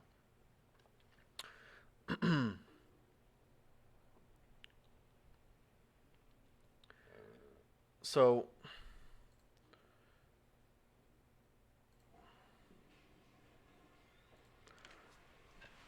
these merits or temples of positive liberty really falls down into acting upon your self-agency. Are you done peeing? I'm done. I'm done peeing. Acting upon your self-agency is positive Correct. liberty. Is So- that what you so- just got to there? Right. Well, this even though I wrote this myself, I sort of have a problem with it. It is enhanced by the ability of citizens to participate in community and have their voices, interests, and concerns recognized and acted upon. And that's sort of unsovereign, in my opinion, because I don't really give a fuck that much about my citizenry, you know? So it just falls super in line with a little SJW shit where, like, my voice needs to be heard. Right. And you need to make changes based upon how I feel. Sure. And the difference here is the citizen, I'm a citizen of myself. So the community is what I set it as. The community is my mind, is my life, is my friends, is my place of business, my work. And then it can go to my physical community, like, you know, the city you live in, the neighborhood you live in, the state, the country, Right. the world, etc. So, can you tell me, while I'm away, Uh-huh. a little about your interests and concerns? I can about that kind of idea too, about the definition of community, and I'll start that by saying I do actually 100% understand your take on that, and I understand why that take is so prevalent now, but most of my formative years I spent in two environments, two neighborhoods that really did care about their citizenry. and really did come together as a neighborhood and as a community on a very regular basis. And we all sort of helped each other and looked out for each other. And so now my personal community has shifted to more of that idea of my friends and the people I accomplish things with and the people that I work with. That's my community, but a part of me still very much longs for the community of my youth, which was an actual physical community surrounding you in all moments and looking out for one another.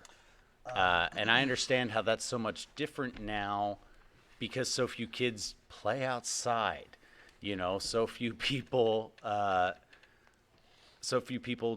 do things anymore. Like it's like a $15 permit in the city of Reading to have a block party, and we don't have them. Mm-hmm. Well, what I just heard you talking about a little bit reminded me of the idea that we've brought up before about this breakdown of community. As I was pissing in there, I'm thinking, I haven't felt part of a community besides the people that I chose to be around for quite some time. And even now, I'm not sure if I'm really part of a community. Mm-hmm. And I think that comes down to the breakdown of community within Western society and the breakdown of the family unit, because that's where community really starts. It starts within your family, and then your family decides when you're reaching out to the rest of your neighborhood, to your neighbors, and then that's how you forge a community. Mm-hmm. And these ideas of family have really been thrown away, probably starting right after World War II. Right. Where you then started to have the breakup of the family and then the implementation of the welfare state. Mm-hmm. The baby boomers, what's their thing? Fuck, suck, or get high. If I can't snort it, smoke it, suck it, or fuck it, I don't care about it. Yeah, so that idea has really carried on. Boomer Logic 101. And that idea has really subverted the idea of sovereignty. Those people began to believe that they didn't need their community, they didn't need their family. Right. They had a community of the self, where the individual was not, I like to exalt the individual over the state, but Sure. you need to have the individual be part of a loving community to have any basis that doesn't then fall back to nihilism or hedonism. Sure. I think that, Gavin McInnes does that bit about how the boomers are the first ones to introduce the concept of the self. Like if you went up to some guy working on the docks in New York in 1920 and were like, "Hey, Eddie, how are you doing? How you feeling?" Right. Right. How's your... But really all they did was they took, it's the spiritual warfare model of subversion through substitution or through, replication or through, what's the word I'm looking for? A copy. That idea is a bastardization of the notion of self-sovereignty, because that's when the notion of the self really started to make public headway, was during the Enlightenment thinkers, with Locke and Hobbes and everyone else. They took that idea and bastardized that idea of the self into the idea of the self being entirely self-serving, not self-acting. And when you start living in a self-serving way, especially in my personal experience, if I'm living in a self-serving way entirely, my actual ability to make decisions for myself starts to diminish. I can't make decisions for myself when I'm busy self-serving, because I'm busy serving that master and making my decisions based on that. Can you name that master for me? anything. It can be any other thing. It could be money. It could be a substance. It could be anything else.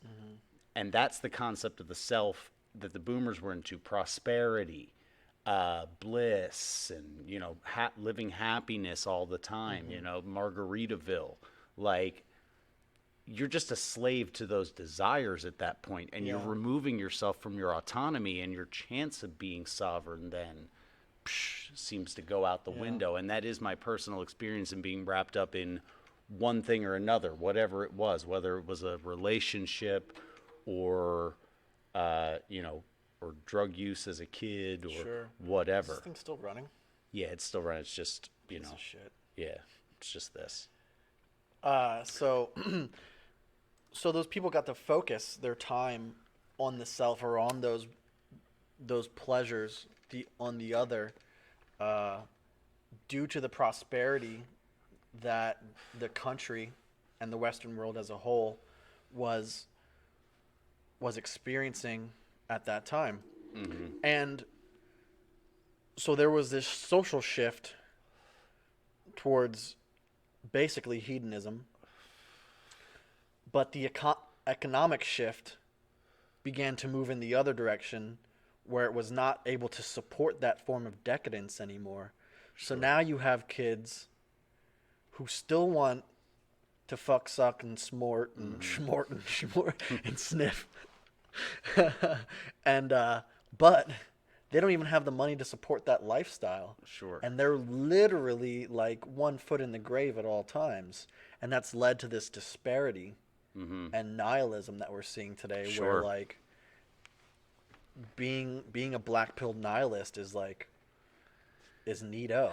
Well, but that's like most of the black-pilled nihilists are like what in my day we would have called like mall punks. When those of us who were out actually, creating a scene and booking and promoting shows and doing all that sort of stuff, like 5 years after us, there was kids that got to call themselves punk rockers because Hot Topic was big. Sure. So I'm taking it to an even more extreme level than that. When I say black-pilled, I mean like literally they're living their lives after taking that black pill, that there is no real point to any of it, that we also likely have no way out of this Right. this form of downfall that we're seeing. But why I equate that to the mall punk is it's because they took the first bit of information, decided it looked good on them, and ran with it, and that's how they got there. Posers. Right. Right. They're not actual nihilists. Yeah. It's just another way to dodge Yeah, I self-responsibility. mean those kids are posers, and they're pop culture followers of whatever the flavor of the week is, and the flavor of the week right now is the nihilism shit. Sure. But the kids who are really black pilled are the ones shooting up the schools, because they're taking action on this flavor. It's they're actually the ones driving it. It's those sub communities who are literally living this shit. They're not posing the black pill. They're fucking killing themselves. They're either Sure. killing themselves or fucking themselves to death, Sure. or they're going out and they're killing other people. Yeah. And maybe the white suburban kid is going and shooting up schools, but it's the same thing in the urban black community. That same shit of they're living it. They're not posers. The rappers Yeah. are the posers. The real kids, black pilled, Right. are fucking killing each other. So But what's interesting is always that the kids that the black kids that swallow that black pill are usually fed that black pill by posers that aren't living it themselves. Because it's very rare to find somebody who truly believes that life is pointless, that strives after fame, notoriety, acquisition, all those things. yeah, yeah. So Well, I suppose they're coming from a basis of more economic disparity, where the middle class kid, like, they have a suburban house and they have a 2-car garage. it's existential disparity rather Correct, than right. economic Yeah. disparity. But there used to be more healthy responses to that, and this is part of me that longs for that physical community. And it existed in basements and fire halls all over the place. It existed in forts in the woods that kids from 3 neighborhoods that those woods backed up to collaborated on together. You know, it existed. Definitely had some good rock fights. Right. We were right. throwing rocks at each other's heads for fun. Oh man, good I mean, times. still. Every now and then there'd be like a homeless bum would start inhabiting your little woods fort, and you'd have to kick them out. Yeah. That was always. Well, that didn't happen so much in the neighborhoods I grew up in, but I imagine here Well, yeah, on I the was- skirts yeah, I of the was city, right on the outside sure. of the city. So like every now and then, like usually like one a summer, you'd get a guy sleeping in there for a couple nights, and we'd have to like be like, "Hey, get the fuck out of here." This is our woods. Go find some other woods. But that was a healthy coping mechanism. You know, even as messed up as like the Orange County Gilman Street scene of the births of like the real American punk rock scene was, as messed up as it was, that was way healthier than a bunch of nihilist kids saying, fuck it, let's get drunk and let's screw ourselves into distended anuses by the age of 20 and, you know, all That of is that stuff. I happening, mean, yeah, like Yeah. nihilism is fruitless every time. And it's Yeah. another case of that lack of autonomy that directly ties you to the likelihood of ignoring your personal experience. Yeah. Adopting this view has not done anything for you, and it's Yeah. in fact made you less I'd- able to make choices. I'd love to have like a really staunch atheist on the pod sometime and have a conversation about nihilism, because while not all atheists are nihilists, Right. but I still feel like without any form of moral that's not even moral framework. If we're just stardust and meat bags, what is the fucking point? Without a purpose-driven life, what's driving you? Right, so I'd like to hear someone who's really like staunchly atheist have a conversation with us, because you're more religious than I am, and I'm Gnostic. I'm not agnostic. I'm Gnostic. so Yeah, I mean, well, to me, I like the idea of the tip of the wedge more than the slippery slope, right? So because of that, like atheism to me is the tip of the wedge for nihilism. And to me also moral relativism Yeah, is yeah. akin to nihilism, because when you believe everything's good, you don't believe anything's good. yeah. And that's the I same think that thing. we'll definitely have some future episodes about things like that, particularly the moral relativism, which is like, it's pretty fucking sick when you think about it, because it's the implications of it and the way that it's being executed upon in our society that really gets dark. Mr. Pink made the interesting point here that's why a lot of people gravitate towards gaming. That's their community now. Because game communities, that's where they get their community outlet and a place where it's okay to be a weirdo, Yeah. and they have it I mean, that way now. I love games. I love gamers, and Gamers are the most but oppressed people on the I planet. do feel like if you are in those electronic communities all the time, you may not be conscious to the physical tyranny that is actually attacking us, because you get to live Sure. inside your virtual world with your virtual friends who mostly agree with each other. Sure. And you may forget that outside, we're beginning to have our liberties infringed upon further and further. We're like, that's sort of a shortcoming of some people, where you're like, as long as I get my smokes, I'm cool. As long as I get my drink, I'm cool. As Sure. long as I get to play Hearthstone, Yeah. I'm cool, bro. Yeah. But that will eventually lead to a failing of us just not ever taking action at all. Well, sure, but that's a lot of the gamer community in particular. I mean, there's plenty of 30-year-old boomers in the gaming community. You know, there's plenty of I got my smokes. Sure, for sure. I can do my thing, and that's Yeah. cool, and that's all that I want.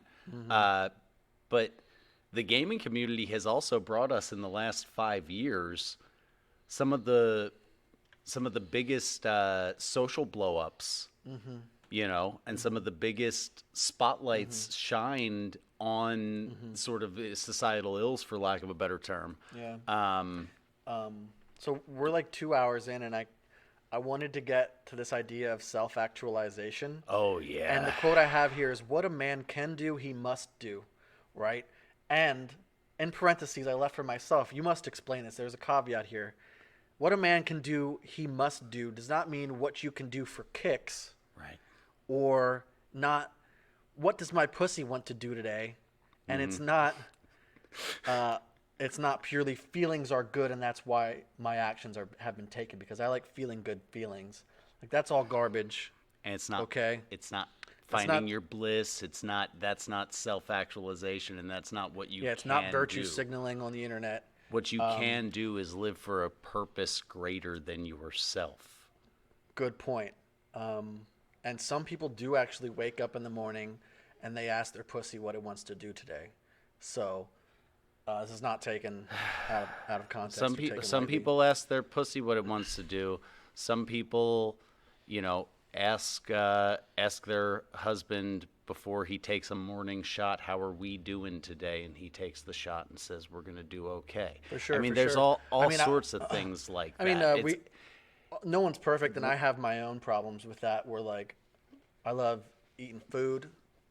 I like being a fat fuck. But that idea of what you can do, we've limited it to what I can do right now to gratify myself instantly. right, but what right. you can do Right.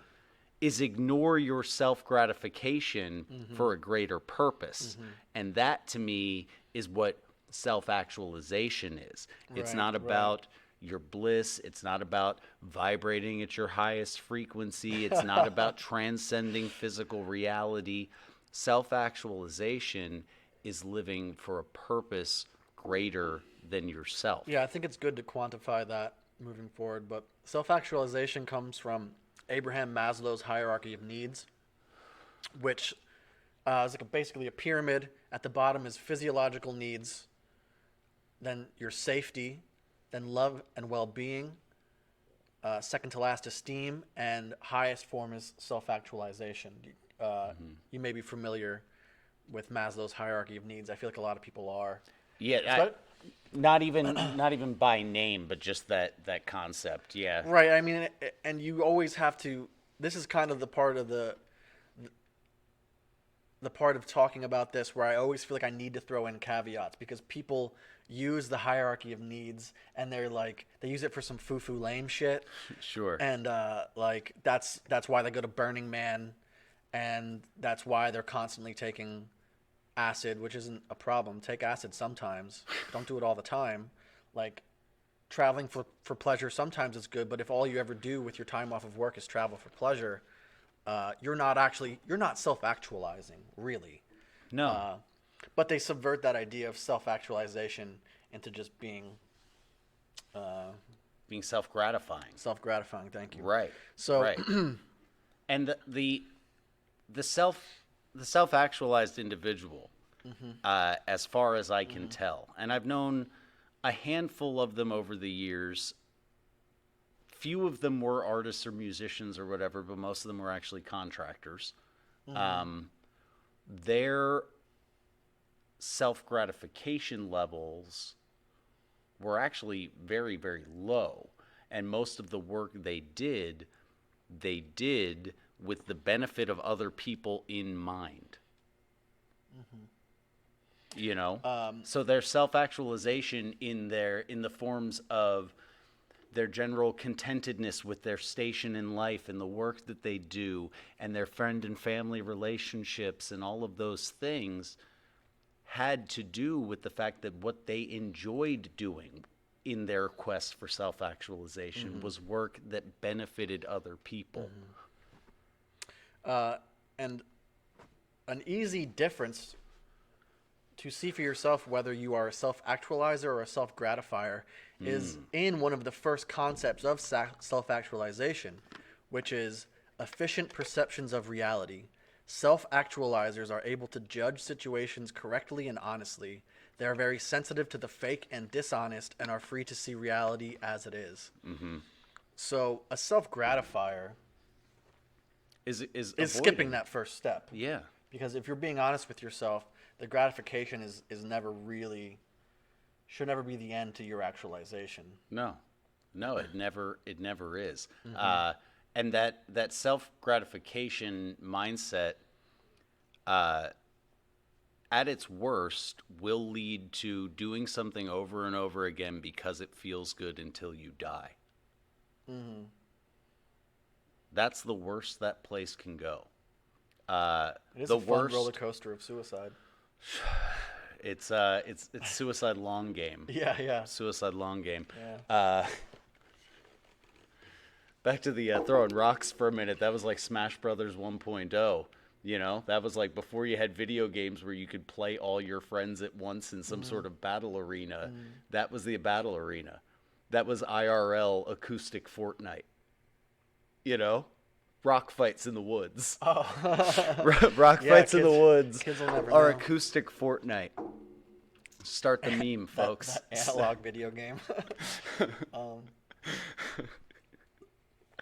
But that self gratifying path will always lead to some sort of internal strife or doom. You can't serve more than one master, and if the master you're serving isn't a purpose greater than yourself, you're going to destroy yourself with that behavior I mean, and remove I'm yourself conflicted. from your agency. I'm conflicted about the purpose greater than myself. I don't know what that really is. I do feel as though I'm living in that fashion, but trying to identify what this purpose is very conflicting and very difficult for me. I would say that you just personally don't give yourself enough credit for your attunedness to a greater purpose, because even the business that you started is based on helping other people being able to promote their work. Yeah. You know, so for a man your age without children, your ties to a greater purpose are far higher than average in our society today. Far higher than average. Cool, bro. Thanks. Well, you can see it. I mean, most people your age, you don't really mess with or get with because they're not doing the things you're trying to do with life, and they don't share your goals. I guess it comes back to that feeling like a phony. Most people feel like they're phonies, and that's because probably most of society is very phony. The perception that you have of the government or of the community is so phony. The relationship people are having with their church becomes super phony, and then they get lost along the way.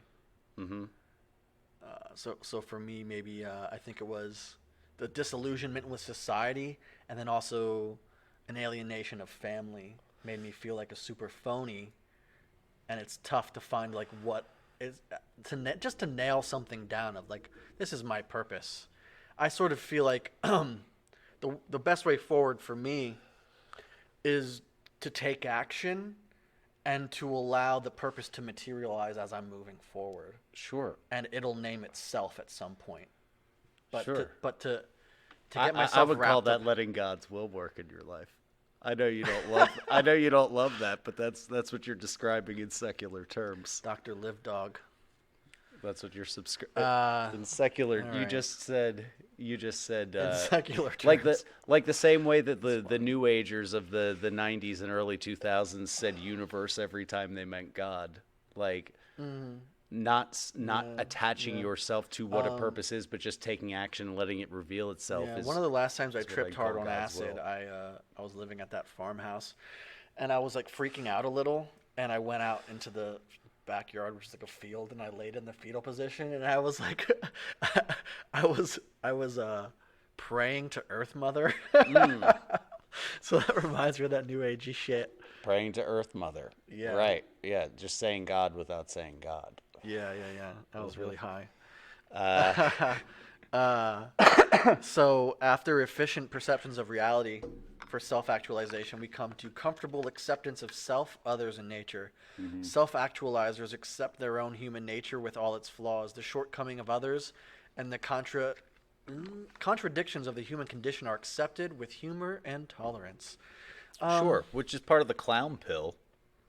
You know, Honk, that's yeah. where a lot of clown world kids are, which is why I have hope for the honklers of the world. Oh yeah, to be a sovereign individual, you must accept the contradictions of the rest of society, and even some of the contradictions that you live within your own life, to continue to take action and not go too mad, Well, it's the spinning in circles.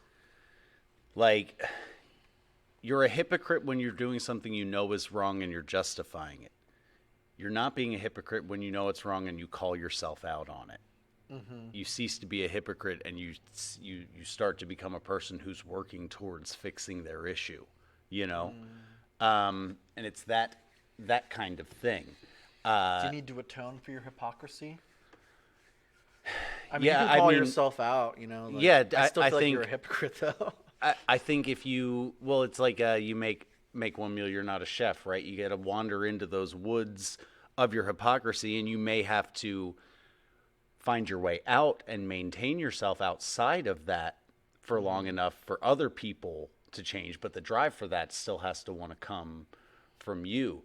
And that in there, what was the thing you just read? The comfortable, efficient Comfortable- perception of reality, comfortable acceptance, all of that still to me ties back to that one fear, It's an acceptance of human nature with flaws. that the acceptance of that one fear of exclusion from the group. Yeah, it's definitely a challenge. I mean, I don't think it's I'm self-conscious possible. about what other people think of me. Sure. For sure. And it's part of it, though. I just accept and I have to move forward. Other times I have to work against some of these things.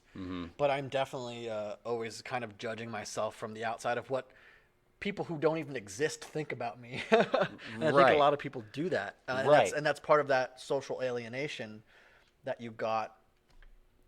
Well, what could be comes from a further? lot of What places. could be further than acceptance of humanity and its contradiction than trying to establish a narrative in the first place?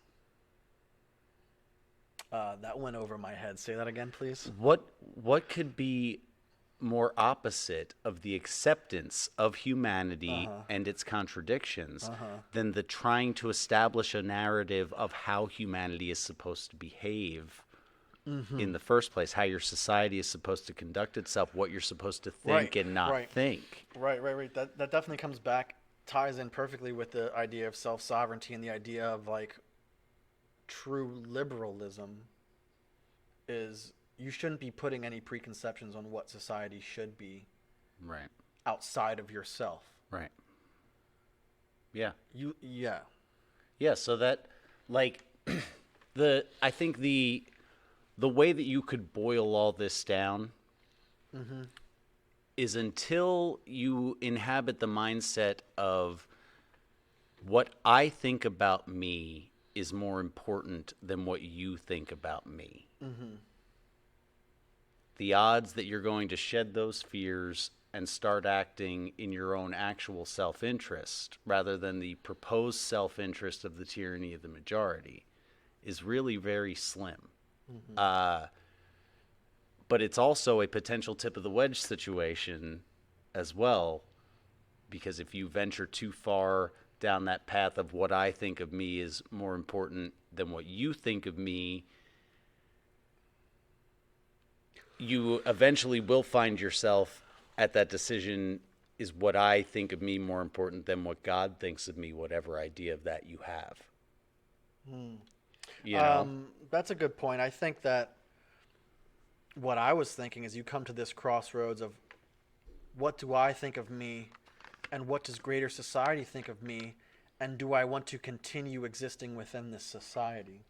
So when you check out so far, you can no longer be an actor within society. You know, and that's like I've criticized you about like what I've perceived as an unhumbleness.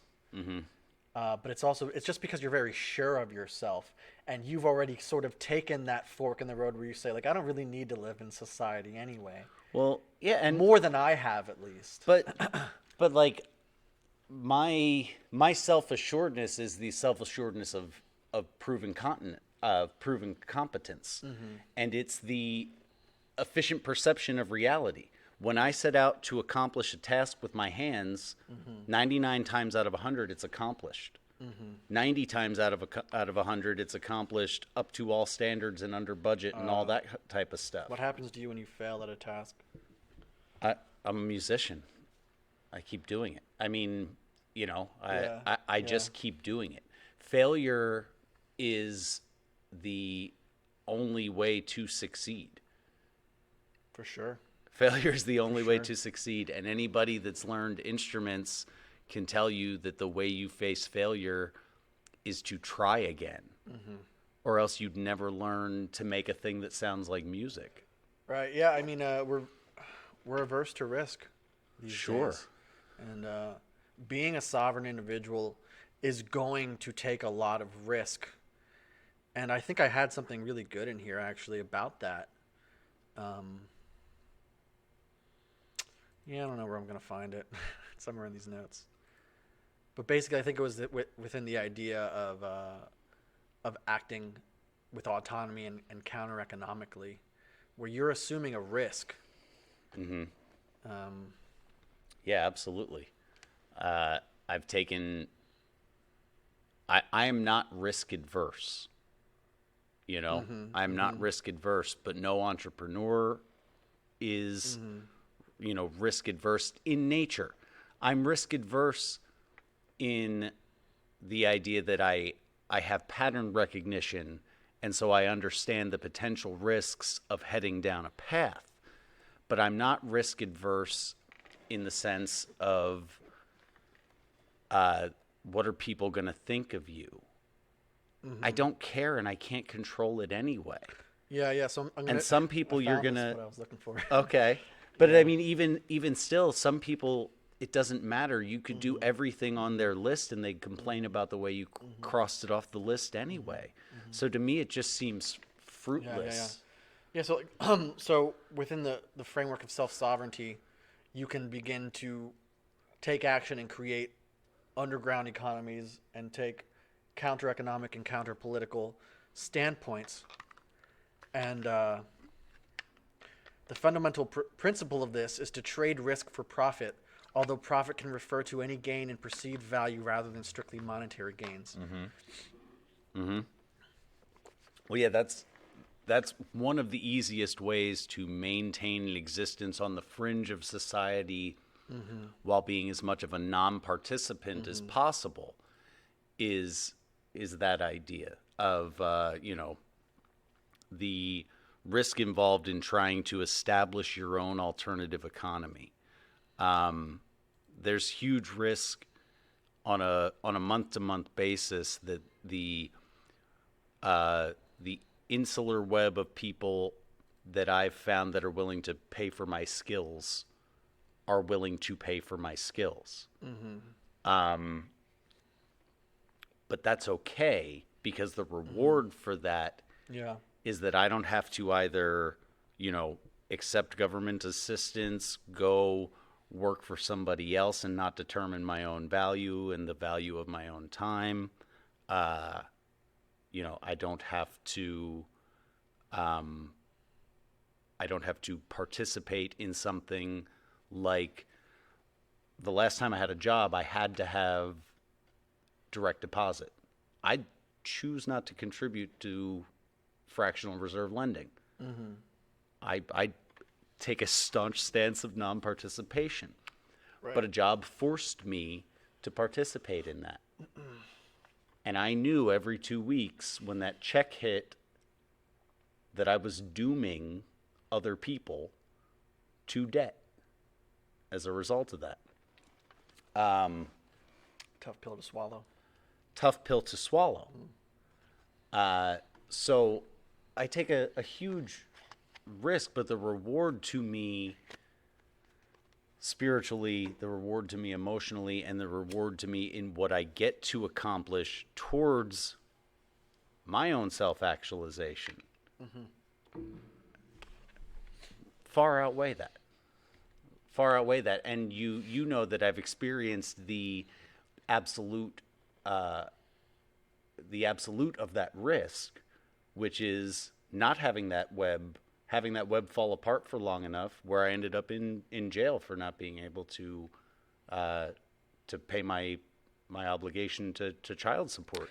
I took that risk hard, and I'm never suggesting that anybody take the lunatic fringe sort of choices that I've taken in establishing their own autonomy, but I respect anyone who's a pure madman. yeah, I mean, there's a little bit of I think some of my Polish heritage is crossed with a little bit of that Russian Balkan sort of I'll salt my own fields, you know. Like you're not gonna be the one that takes me out. Yeah. You think I'm you can gonna hurt take me? you out. I'll show you how to hurt me. Yeah. So I'm gonna continue with this self-actualization. So there was efficient perceptions of reality, comfortable acceptance of self, others, and nature. The next one is reliant on own experiences and judgment. So not reliant on culture and environment to form opinions and views. People really fucking lack that. Mm-hmm. But I think that's been as far back in history, at least as long as there's been TV and news, people have been like this. Sure. You know, and I think around the time of the sexual revolution, we thought we were gaining a revolution and a freedom from reliance on culture, but actually we were becoming slaves to our own subcultures. Right. We were becoming slaves to our fanhoods, to our ideologies, to our own subcultures. Yeah. Yeah, so like a real sovereign person and self-actualized person will allow their perceptions of reality to create independence and not be reliant on something, especially something as unimportant as culture. Right. Because As popular culture. popular culture, right. You Right. get to form your own reality, especially if popular culture is pretty dog shit, which it is. You know, do you remember when reality TV started? Yeah. Total Yeah. dog shit. Total dog shit. And even the first iteration of reality TV, which was like the Real World, Yeah. it was groundbreaking for a very short period of time. Just the idea that a show was just following people around. And the idea, that was the beginning of the idea, the precursor to the very strong internet idea that anyone could be famous.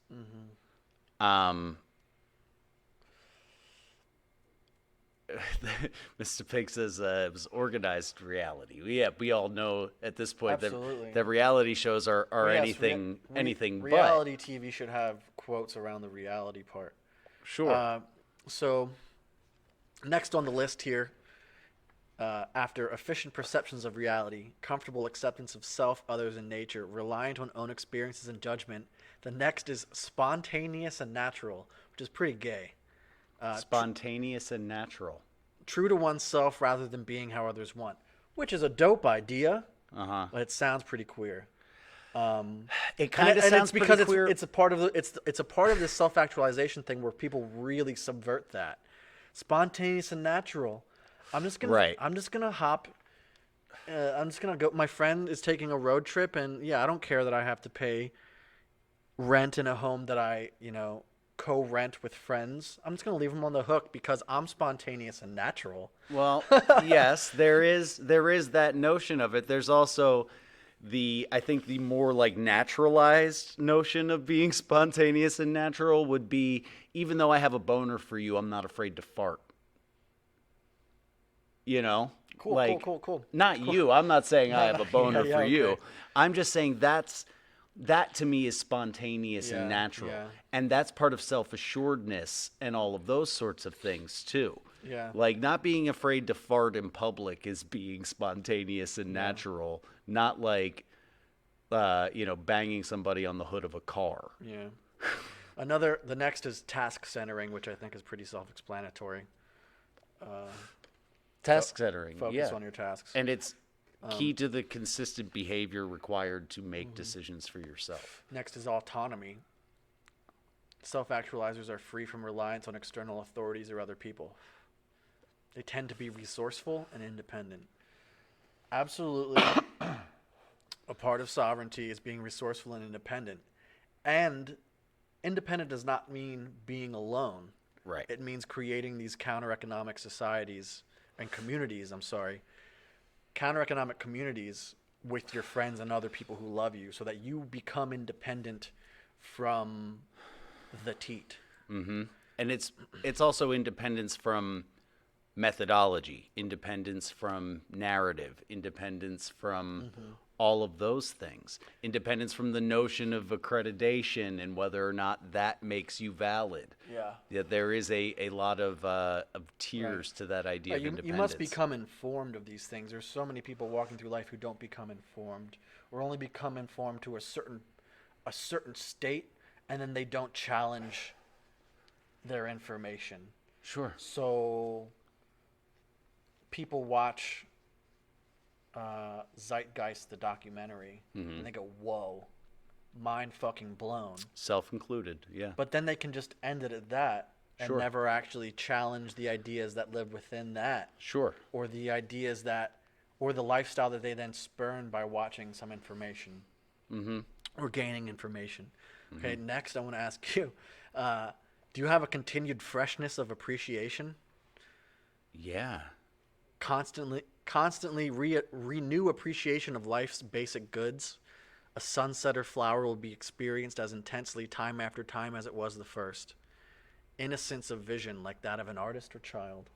Well, I mean, I think that's self-evident in the fact that not only do I compose music, but as you know, a good portion of the music I compose is lush, sentimental, instrumental music that's entirely based in a response to those sorts of emotional responses in life. Yes, Yes. I have that. I'm going to read two of these together. Profound interpersonal relationships and having few friends. I used to have a lot of acquaintances. Yeah. I think a lot of people live that way where they say they have a lot of friends, but really you just have a bunch of acquaintances or like drug friends or car friends or sports friends. Or bar friends But or as whatever. soon as you leave the bar, as soon as you leave the sports team, you don't hear from these people again. So they weren't really your friends to begin with, and it wasn't a profound interpersonal relationship. Once you begin to have fewer friends, or vice versa, once you begin to have profound interpersonal relationships, once you have fewer friends, you will learn that the friends that you do have are true friends, and the interpersonal relationships you're having are much more profound, because you're also being honest with yourself and with the people that want to be your friend about whether or not you even want them around. Yeah. You can spend time with someone for like years or months, and they'll be like your go-to buddy, and then you kind of realize that they don't have your best interests at heart anyway. So it's time to just be honest and say, we're still homies, but I got shit to do. Sure. That's Mr. Do you mind if I piss again? No, not at all. Talk to Mr. Pink made an interesting point. You have a profound relationship when you find yourself wanting to do stuff for the other person. And I think that's a good point. And that doesn't necessarily have to mean, I'm going to bake you a cake, or I'm going to buy you a card, or I'm going to take you out to dinner, a lot of times that can literally be as simple as I'm going to tell you the truth right now, rather than just avoid it or not get into it or not poke the beehive or whatever. And in that sort of line of thinking, my idea of a profound relationship and the relationships in my personal experience that I would consider to be profound were where both of us were willing to upset the other's apple cart, but we weren't willing to do it unless we were willing to help them pick it up and rearrange it. And so a profound relationship to me is kind of centered, we'll find out, I guess, is kind of centered in the notion that you are doing things for each other, even when that thing you're doing for each other in a moment can seem like you're, being hard on one another or whatever. Doing something for another person is sometimes, and I would say more often than we normally think, as simple as telling them the truth. This may be the part of the stream where we're a little self-helpy, but I'm helping myself, so I'm into it. Next up on the list here, and this is super fucking important in 2019, Okay. especially with the way censorship and all that shit is going, people controlling our viewpoints. Non-hostile sense of humor. This refers to the ability to laugh at oneself. Yeah. But it goes way beyond the ability to laugh at oneself. When people are taking humor as a confrontation. Right. Right. Let me think of what the fuck. Man, I can't remember exactly, but I watched this interaction on Twitter because I'm a Twitter fag, and this guy was like, anybody in the UK? The guy was from the UK. Can you tell me a joke? I like dark humor. And then the guy made a joke about black people, and the dude's half black, and he got all pissed off and was like, "Look, mate, blah blah blah, you're being a cunt right now." Let me And just- then everybody was like retweeting you. They're like, "You asked for this. Also, it was kind of funny. Don't be a bitch." It's like not he might only- have been a cunt, but you're being a soft cock. Right. Well, to me, that's hilarious because someone says, I want to hear a dark joke, and the guy makes a black joke. That's another level Yeah. of humor, that it's a dark joke. Yeah. And that's so discouraging. Having a non-hostile sense of humor means your sense of humor is not directly to attack others, but also you don't take others' humors as direct attacks against yourself. Sure. Which is what we're seeing a lot of lately. Right, Where but anybody mentions your group, Right. your subgroup of humanity, Right. and you think they must be talking about me. They must be talking about me. But what about meism is more rampant now than Yeah. ever before. And to some degree, we're an example of that. We're just two regular guys that are like, we're going to talk for 3 hours. I hope you watch it. It reminds me of this friend I had in high school, and I made a joke about her, and she got really mad, and I was like, look, like it's true, and B, I was just having some funnies. And she goes, yeah, but like I was like, it's just a joke. But she's like, yeah, well, there's a little bit of truth in every joke. And I say, well, if it's true, Yeah. then why are you so mad? Yeah. Yeah. Well, there is a little bit of truth in every joke, because most jokes involve, destroying some sort of propped up notion. Yeah. So there is that. Now, I will say that it is, I think that comedy based on attacking other people is necessary to male bonding. If you and your boys aren't calling each other fags, you aren't boys. Well, yeah, this leads right into the feminization of the male population. Well, that's a whole Because, other well, the thing is, 12 podcasts. Well, yeah, right. But the idea here is if, what did you say, comedy to not attacking comedy? What did you say? The words you used exactly? Comedy based on attacking other people I So think comedy based on attacking other people is a masculine trait, something Yeah. that helps males bond. right. And the fact that males are being so emasculated is proven, where everyone is getting so offended when you talk about them. Sure. Or when you joke about them. Sure. Well, this also though ties back into one of the perils of actually doing pretty darn well at governing ourselves. Because so few people have been punched in the face, people are more removed from the idea that men express violence through violence.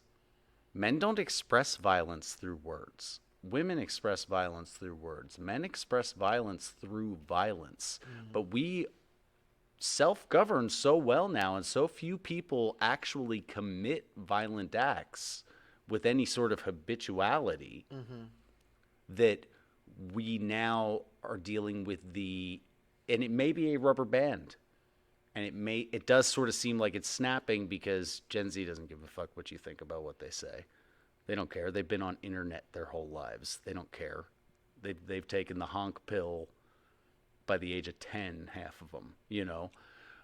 So maybe it is rubber banding, but they're also seeing more ever before now the levels of violence that happen in other less civilized sections of the world. Yeah. But men have to be able to do that, because that's where men find out where other men sort of stand. How much can I attack you with words before you want to commit physical violence?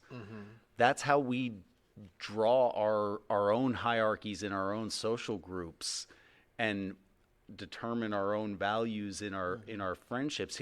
Who are the people that I can rag on the most and be ragged on the most without wanting to commit physical violence? That's part of how male relationships work.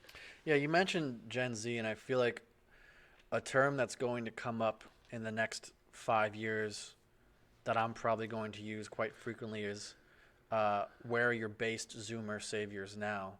Because a lot of people are saying, yeah, man, but Gen Z is not like this. And I think whether or not for the most part they are, they still have that vocal minority. All the kids, Sure.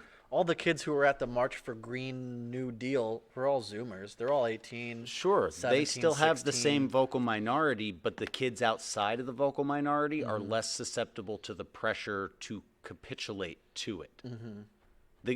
There's always going to be, whatever group you could divide people down into, if there's a large enough population, you're always going to have this, and this.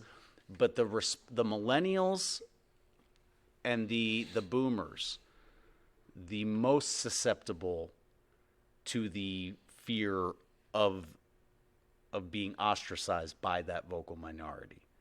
They're the most likely to put grease on the squeaky wheel. There's still just as many, fake eco warrior kids and all that sort of stuff in Gen Z, but the kids outside of it don't care, and they're not going to capitulate to it. And if they continue the self-educating path that the internet has provided a lot of them, the likelihood that they're going to bend the knee as adults is much, much slimmer, I would say. And that's where the hope for that generation comes from for me. So the last two things on this self-actualization checklist are peak experiences and socially compassionate. I'm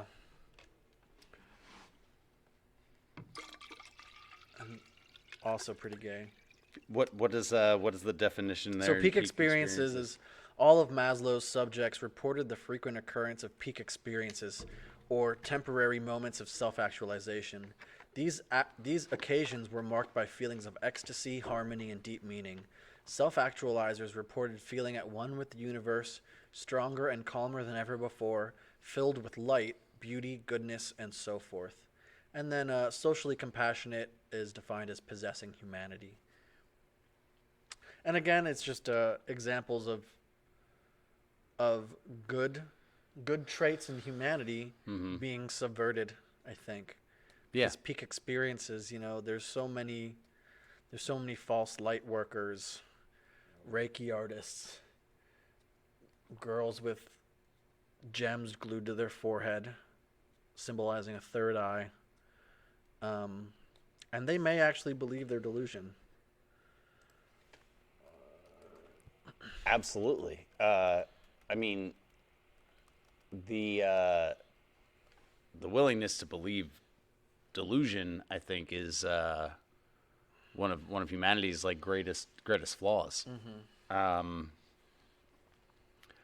think the willingness, not loving the truth, but that ties back into the efficient perception of reality. You can't love the truth if your own process of processing reality isn't efficient. Well, yeah. And I mean, the fact is, once you process reality, you become sensitive to the fake and dishonest, and you live an honest path. The experiences you have when you feel these moments of ecstasy, harmony, and meaning, they're actually going to be real. Right. Where I think a lot of that is substituted with basically drugs and partying. And dopamine hits from Instagram From whatever, likes yeah, and all of that's that a good stuff. point, right? Yeah. There's tons of dopamine hits, and that's why even myself, I turn off my Instagram notifications. I can't stand it not because they exist, but because I want likes.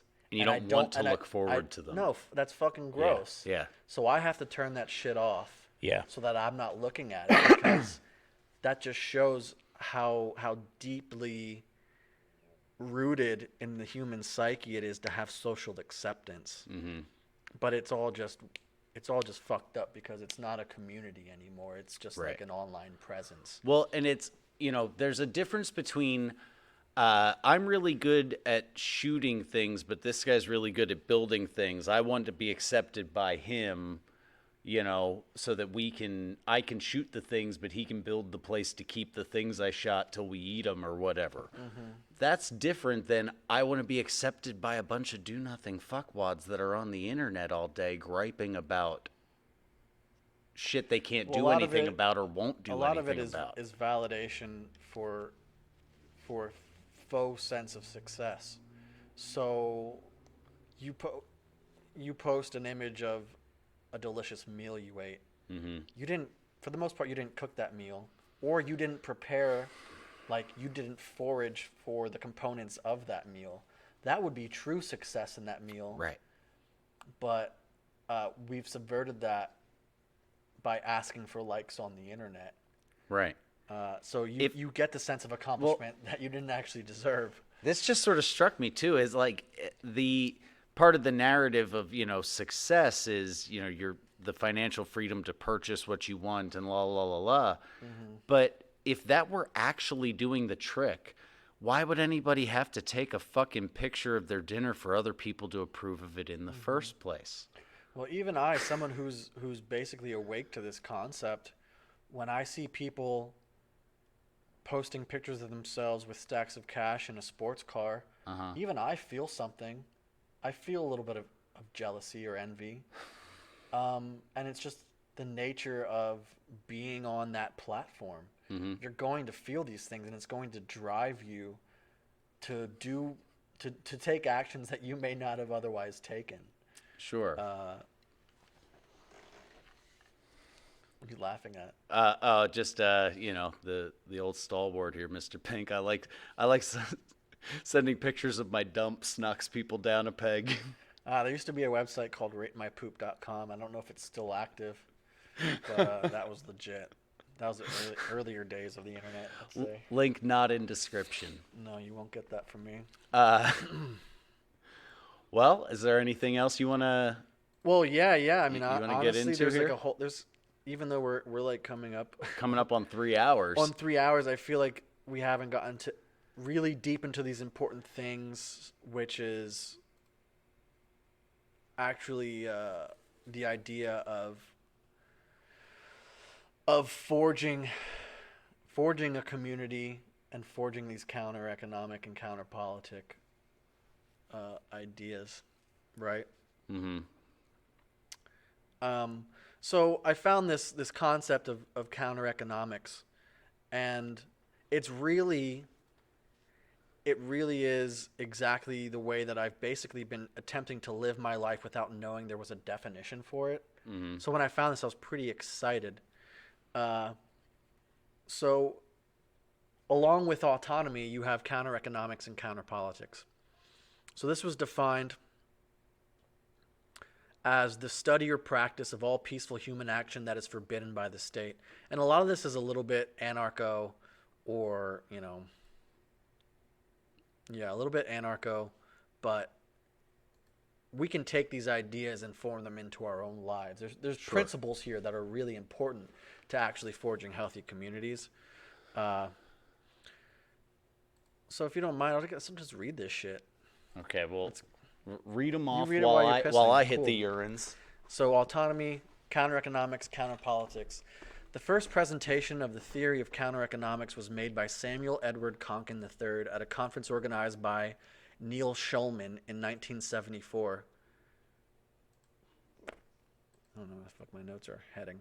The correct method of achieving a voluntary society is through advocacy and growth of the underground economy, or quote-unquote black market. The counter-economy, as Konkin put it, until such a point that the state's perceived normal moral authority and outright power have been thoroughly undermined. The counter-economy is the sum of all non-aggressive human action which is forbidden by the state. Counter-economics is the study of the counter-economy and its practices. The counter-economy includes the free market, the black market, the underground economy, all acts of civil and social disobedience, all acts of forbidden association, and anything else the state, which is social tyranny. So you can say the state or social tyranny at any place or time prohibits, or chooses to prohibit, control, regulate, tax, or tariff. So when we were talking about, what's that shit we were talking about here? Them hoes. Social tyranny, right. Tyranny of the majority. Mm-hmm. So when this guy created this idea of counter-economics, it was as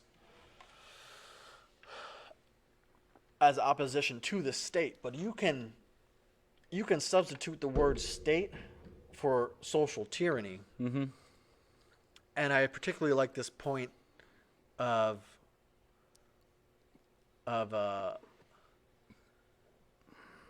all acts of forbidden association and anything else that the social tyranny at any place or time prohibits, right? So there are people that you're told you can't associate with. They've used poor language.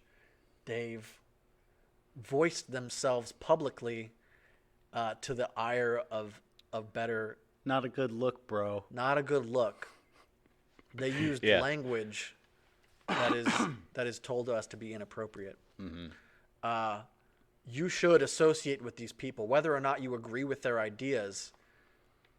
Being loosely associated with someone does not mean you accept their beliefs, but it does mean that you accept their right to believe as they choose. Because if you don't support these people, Paul Joseph Watson, who the fuck else? Alex Jones. Gavin, Alex Jones, Owen Benjamin. Any of these people who've been thrown off social platforms, who've been removed from the banking system, if you don't support them now, this will happen to more and more people in the future. Mm-hmm. And it's sort of that idea of one of my principles, what really set me down this path as I got older. So I was like 11 when 9/11 happened, or 10 or something like that. So immediately after 9/11, you have the Patriot Act. So you have all of these information controls. You have all of this spying going on. And the common man will say, yeah, well, I have nothing to hide. But that's no fucking principle to live on. Right, but that should be the established notion. We have nothing to hide, so there's no reason for you to be watching us. Mm-hmm. Like, there's good in that notion because we are supposed to have nothing to hide. Mm-hmm. But that means there's no reason for anybody to watch us. Not that you shouldn't have a problem with people watching you. Mm-hmm. It means you should be willing to stand up and say, I have a problem with you watching me because the evidence of my existence shows that I don't have anything to hide. Yeah. Well, and since that point, we've seen greater and greater evidence that once you give any state or authority the ability to monitor your actions, they will continue to take more and more space from you. You will continue to lose more and more personal liberties. Correct. You can't get on a plane without your balls being touched or going through some weird machine that may or may not give you cancer if you go through it enough. But the level of intrusion in our lives does not equal the safety that they supposedly have given us. Especially when you look at the liberal majority saying, like, we're less safe than ever. Right. We're less safe than ever. Then why do you keep giving the people who you suppose or you think are taking your liberty? Why do you keep giving them more power? Right. But that's obviously a spin situation, but that whole idea of like where we have that place that is relatively safe, that's based on the merit of the work of your grandparents and great-grandparents and great-great-grandparents. That's why you have that space. That's why you have lights to be on. That's why you have all of that. And we've veered so far from the way that they conducted themselves and the way that they lived and the value system that led them to a society that could operate like that. And so much of it was based in that counter community, counter economy. So much of it was absolutely based in that. That's why you're able to have a trusting, relatively nonviolent and safe society. And we're trying to do none of those, but somehow say that doing none of those things that they all did for forever to be able to provide that is still supposed to provide that. So, like, what we're doing and what other people that you're likely familiar with are doing are creating these counter economies by going around the systematic controls, by having a Patreon, having a PayPal, and then once those places shut you down, you got to get to alternative methods, which are like Subscribestar, which will be on cryptocurrencies. You can do donations through that. You can fucking mail people money in the mail. Yeah. Even removed from the idea of like content creation, because media content is one way that people can create a counter economy, but just fixing somebody's window is a way. Trade work is a way you can do that too. And one of the ways that I've managed to my level of non-participation, Right. is that since the end of 2015, I've worked for cash and cash only. Yeah. Yeah. So counter economics allows for immediate self-liberation from status controls to whatever degree practical. Yeah. And that's, it's important to keep in mind that whatever is practical for your life, take that extra chance, and instead of using a large corporation to fix your gutters, fix them yourself, ask the neighbor's kid to fix them, or find a local business that will fix them, and you can forge relationships and keep the economy close-knit. Well, and even in that way, on the rare occasions when I find myself with $10 or $20 that I can spend that I don't need directly for sustaining myself, the last time I spent money on things I didn't need was buying shirts off a band in a basement. Yeah, do you think that band paid taxes? Heck T-shirts? no. Right, so that comes to this point here. By applying entrepreneurial logic to rationally decide which laws to discreetly break and when.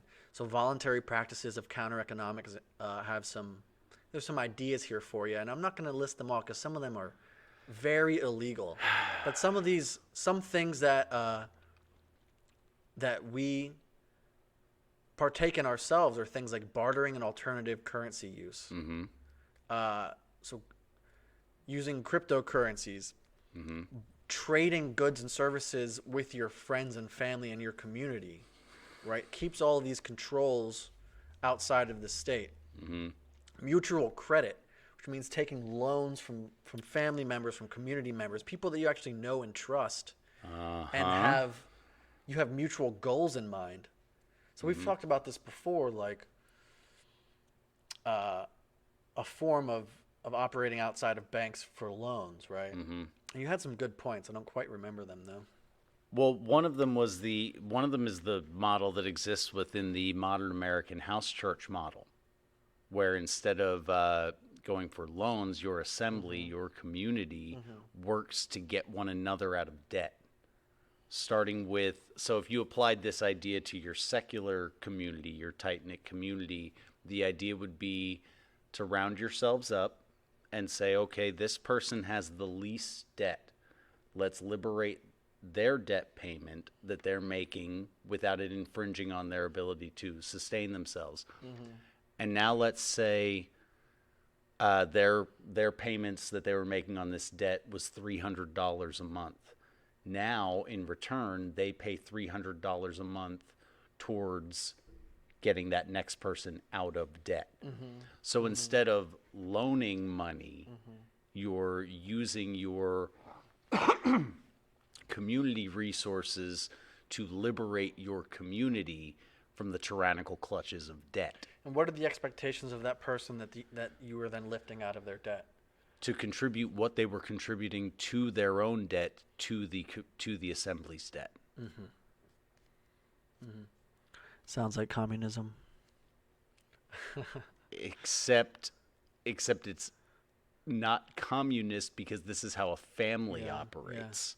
It's not state controlled, and it's individuals deciding to help one another on their paths of self-actualization. Because anyone carrying debt will tell you that that's a huge factor in their risk aversion. You know, there's existential and intellectual and emotional tyranny at play in the concept of debt. Yeah. So I want to touch on these two basic strategies within counter economics, and this will help inform us and anyone else listening to this. So the two basic strategies of an individual to liberate themselves from the state, which can be anything you'd like to liberate yourself from. There's both vertical and introverted, and horizontal and extroverted counter economics. So the first recipe provides instructions for how to break free vertically through building a decentralized infrastructure for free communities, avoiding the state and its centralized solutions altogether. The other recipe advocates breaking free horizontally through making use of one's personal network of friends and colleagues and doing business out of the state's reach. So vertical and introverted strategy is aimed towards individuals concentrating on decentralized local infrastructure as opposed to state foundations. What this means in real terms is to create local or neighborhood networks for self-reliance where people in the vicinity get together to find ways to produce whatever is necessary for the survival and a good life. It means creating local production facilities and markets with no effective state regulations and without the state's knowledge. Caveat.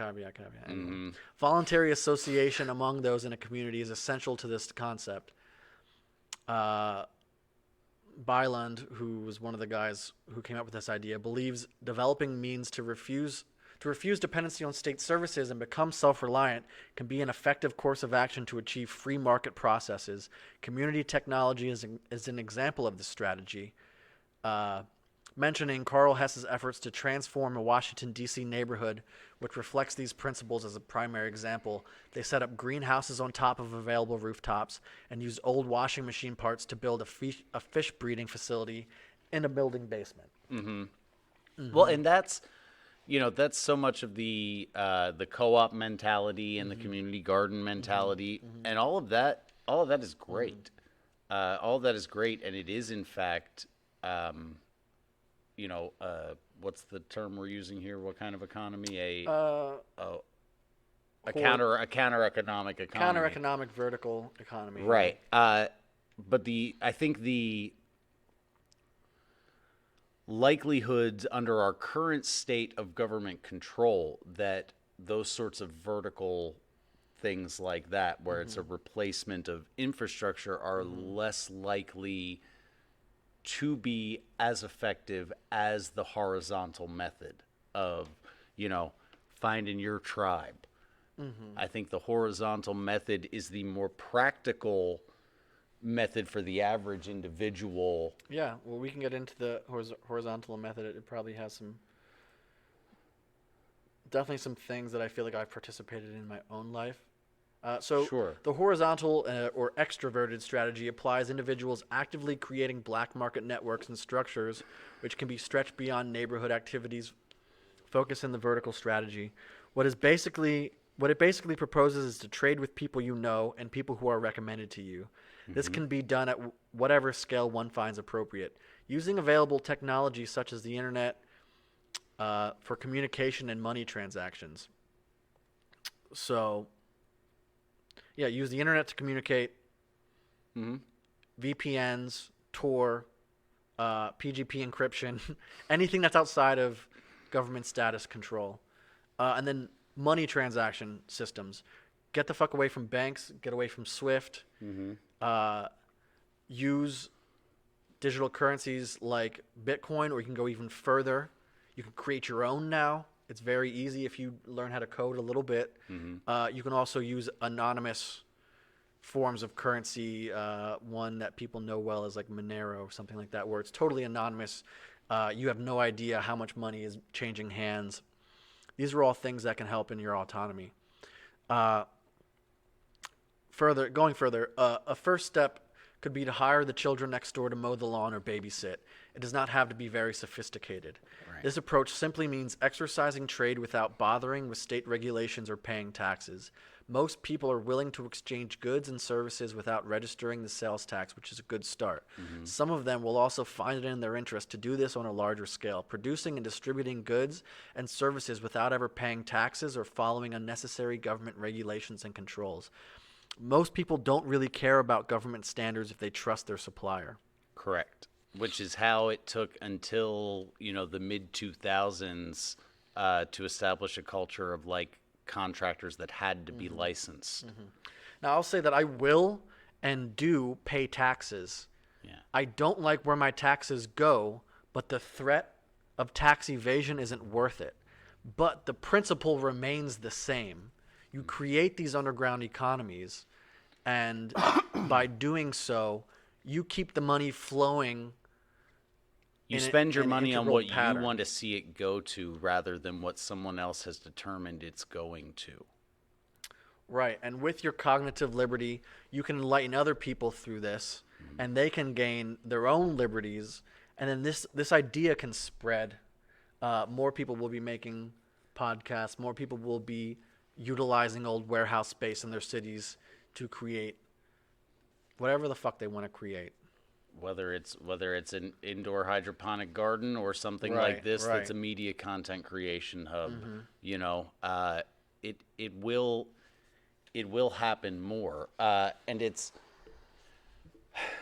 the idea that the replacement of infrastructure involves some sort of a catastrophic collapse. I don't think that those two things are actually exclusive to each other. If you build an alternative infrastructure that functions as it should, there is no collapse. The obsolescence of the old system doesn't come to a screeching halt and fall down on you. It simply phases out like other obsolescences. Right. That's part of the risk that goes into these counter economics. It's a hedge against those things happening, and when they do happen, you have some skills and community to survive an imminent collapse if you believe that'll happen. And even if that collapse never comes, you're much better off as an individual, as a sovereign person, and as a community by strengthening yourselves. And this idea really really should be what's being pushed, I think, to any society or any subset of society that feels underrepresented. Like, act in your own best interests. You know what I mean? Like, there's so much evidence of pre welfare black communities being very prosperous, and however they may have met their ends, the point is that they were keeping the money in house, they were keeping the money amongst family and friends, and due to them having a strong community, they were less susceptible to infiltration, and the people that they decided to do business with and forge relationships with outside of their community, they had a better sense of who they wanted to do business with. Insular economies create sellers markets where you pick the work you want. If you're going to accept work from outside of your community, there's a list of criteria it has to meet for you. You know, that's what that sort of in-group preference will create, that's lacking in the current economic infrastructure. We have a buyer's market for most things, including your services, not a seller's market. You know, Correct. Right. And so the Right. widespread global economic yeah. situations, Yeah. they detract from the possibility of you being able to choose your work like a sovereign person would. A good example of this that we got to basically see happen in real time, and I wish I had some documentation to back this up because I don't exactly have firsthand knowledge, but there have been black economies and gray economies around marijuana since the 1960s, since the 1950s. And as social trends changed, the government decided that it was better for them to regulate this economy than to try to persecute this economy. And people thought that was a good idea because it seemed like a mitigation of risk.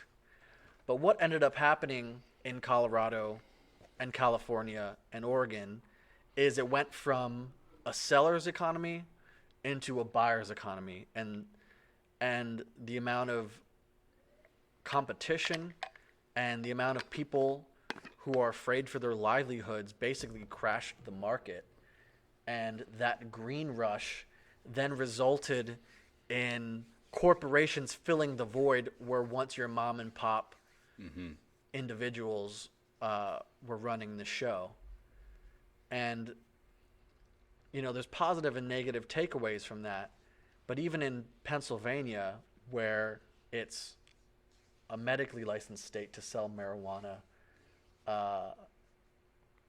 the quality is lower, the price is higher, the taxes are going and being controlled by a state that we don't even trust, all for a little bit of freedom or risk mitigation. Right.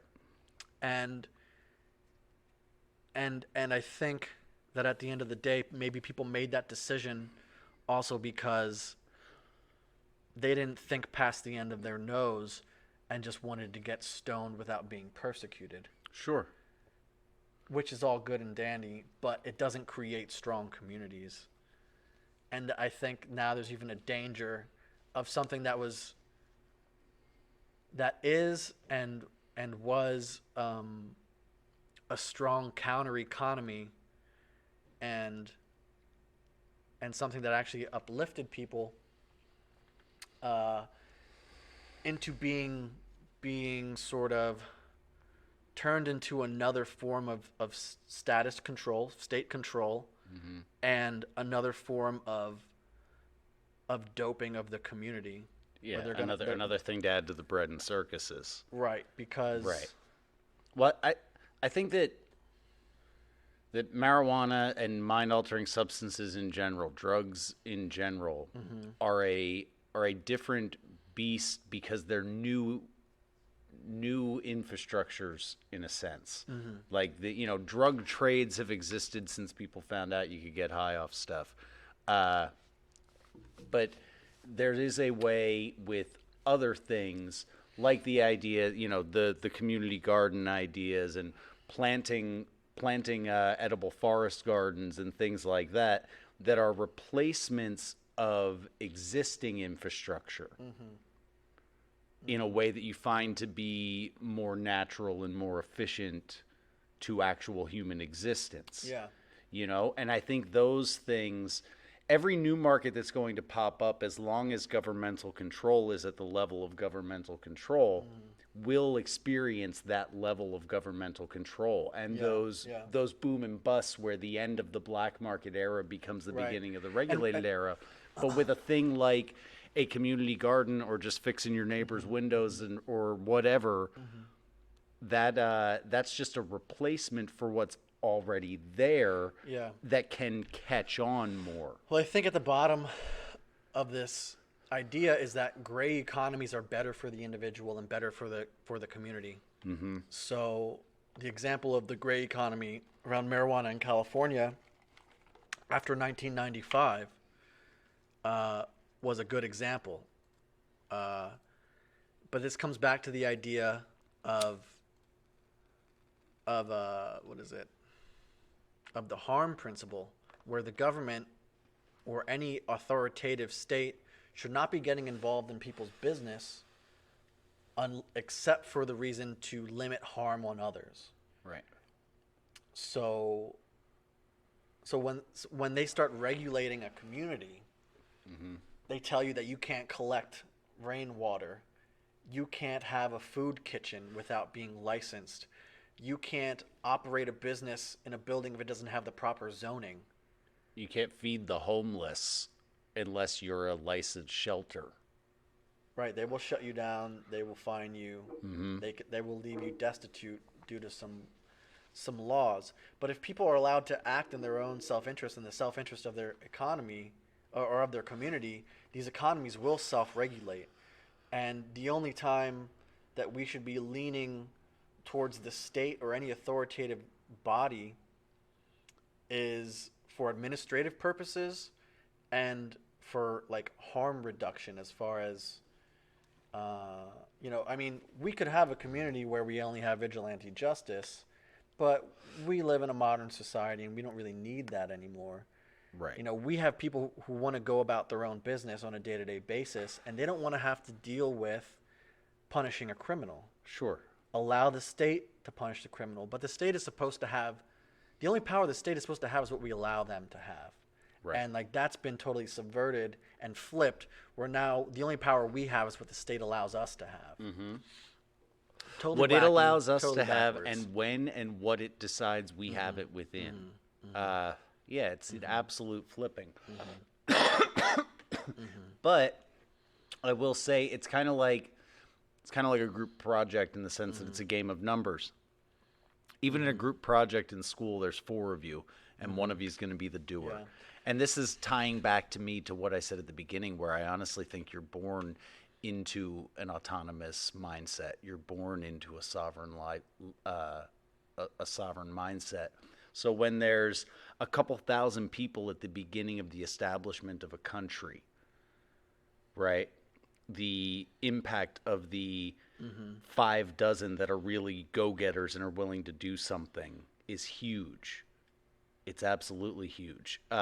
Now, in the not completely unique, but in the certainly unique situation of America, where everyone who founded this country had a far lower level of risk aversion than most other people, because they got on a 2-month-long boat ride to try some shit out. for death. We won't even go to a pizza place now unless we can find a place with 52 Yelp reviews of at least a 3-star rating. And these people got on a boat for 2 months to find out some shit they heard. So the impact of people like that is likely to be far greater than the impact of people that were born into the people that already found that out in the first place. And as your number expands, that individual, raindrop in a small puddle makes a much larger ripple than it does in a lake, in a pond, in an ocean, Yeah, so this idea of liberty that we had in the West, I had a good quote for it, and liberty is the limit set by patriots to the power which rulers can exercise over the community. That is how we really should be living our lives, and the standard we should be holding any state or authority to. Yeah, our governmental bodies should have that notion in hand, which is part of that thing I always say. Anybody who's running on a platform anything other than stripping away their own power is not on your team. Right.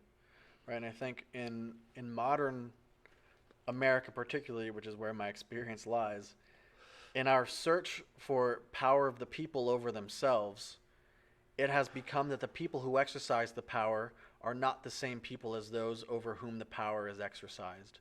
So it is power not of each by themselves, but power exercised over each by all the rest. Mm-hmm. And I think that's the position modern man sort of finds himself in. And that's the existential crisis I think we're dealing with right now. Sure. But I think we can still take all that back to, if you don't want to be invited to anybody's tea party, and if you don't want the lollipops or the fancy pants, Exercise your individual sovereignty. Yeah. And Any what's way you so can. funny, it's so, it seems very simple to me. If I look out at the people that are saying you have to do this, you have to do this, you have to do this, and I look at them and say, do I want to be them? The answer is always no. Every time. I don't want to be these people, so why do I care what they say I should be doing? I don't want to be you. What do you matter? But so much of our, our expanse as a population is it's that much easier to be lost in the crowd and lost in the shuffle and not know what you are or what you want to be, and to see something else and latch onto it and think that you have to want to be that. But it's simply not the case. I haven't caught on fire in a very long time. I was working when I caught on fire. I haven't just spontaneously combusted. I haven't disintegrated. And it's so much of that, like self-assuredness was that notion that I don't want to be these people. I want to be me. If I could build a companion, I'd build another me. I generally don't want to be around other people, but I'd hang out with another me who had a set of different experiences, but the same sort of mindset of how they approach experiences, you know? You love yourself. Yeah. I forgot to mention this earlier, but I thought it was kind of important, and I wish I had remembered. But so when I was writing about social tyranny, I said social tyranny, while not normally upholding extreme penalties like incarceration or capital punishment or death, it penetrates into the details of life, leaving few, if any, means of escape. Right. And that is the evil of social tyranny as opposed to tyranny of even the state. Right. Yes, the state can lock you up, but social tyranny can deperson you. Can deperson you and lock you into a pattern of behavior that's worse than prison. Yeah. That's worse than prison, and I can say that from the standpoint of someone who's lived under the threat of the cage and someone who's lived in the cage.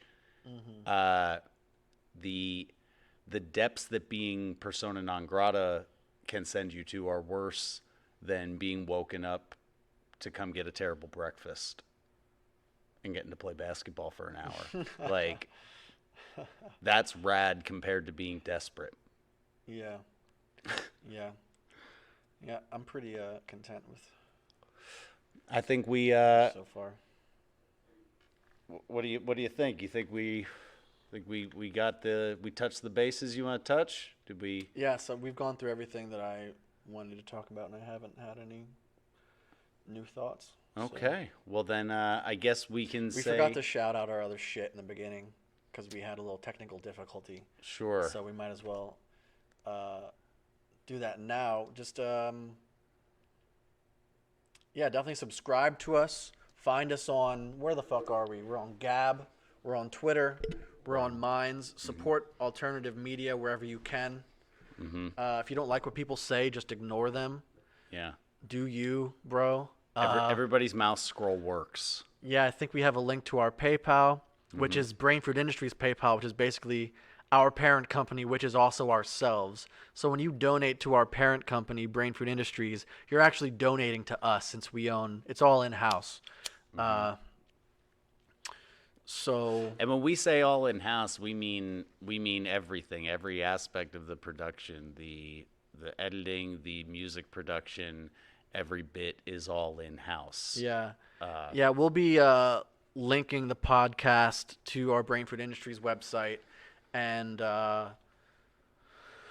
we'll be offering some services. If you want to run a podcast of your own, we will be your engineer. You can use the space. You just have to pay us, obviously, with blowjobs or something like that, or money. Sorry. I'd take pasta over blowjobs. Pasta sounds good. Whole wheat pasta, Whatever. just normal angel hair. It doesn't matter. We'll also be offering services to the Common Man website building. We'll make prints for artists. We just had a video drop today on Brain Fruit, which is also our band Fire Company. You got to start somewhere.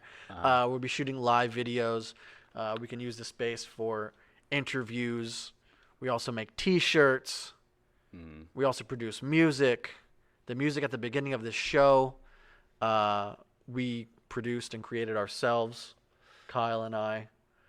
So, yeah, that's proof positive that sovereignty and personal liberty is still alive. Well, I think even in the realm of the non-sovereign, it's still alive and well because hashtag DIY stuff on Instagram still does really well. Yeah, it's not just building birdhouses. It's not just building birdhouses. But if you build a mean birdhouse, build a mean birdhouse. Yeah. You know. Yeah, so I guess we thank you guys for watching. We love Mr. Pink and anyone else who stopped in and gave us a thumbs up. Definitely subscribe to us. This is just the beginning. We have plans for our next episode in 2 weeks from today. What's the topic of that one? The topic of that one is social capital and social currency. Can you explain what that means? Well, it ties a lot back into this tyranny of the majority sort of thread throughout this discussion is that in our current world, since it's become more difficult to acquire actual currency, that social currency and social capital has gained that much more value. But instead of the way that you would hope that sort of thing would develop, where your social currency is gained through the merit of your actions, we've unfortunately built ourselves a scenario where your social currency is based on your level of oppression or victimhood status. Yeah, so we're going to be exercising our healthy social capital. You can find us on Gab and all that shit. We're going to be making lots of posts. We're going to be out there. So come say hi. Putting our 2 cents in on what other people think, so come put your 2 cents in on what we think. And hopefully we'll see you back on the 19th. Thanks for stopping in and visiting the open floor.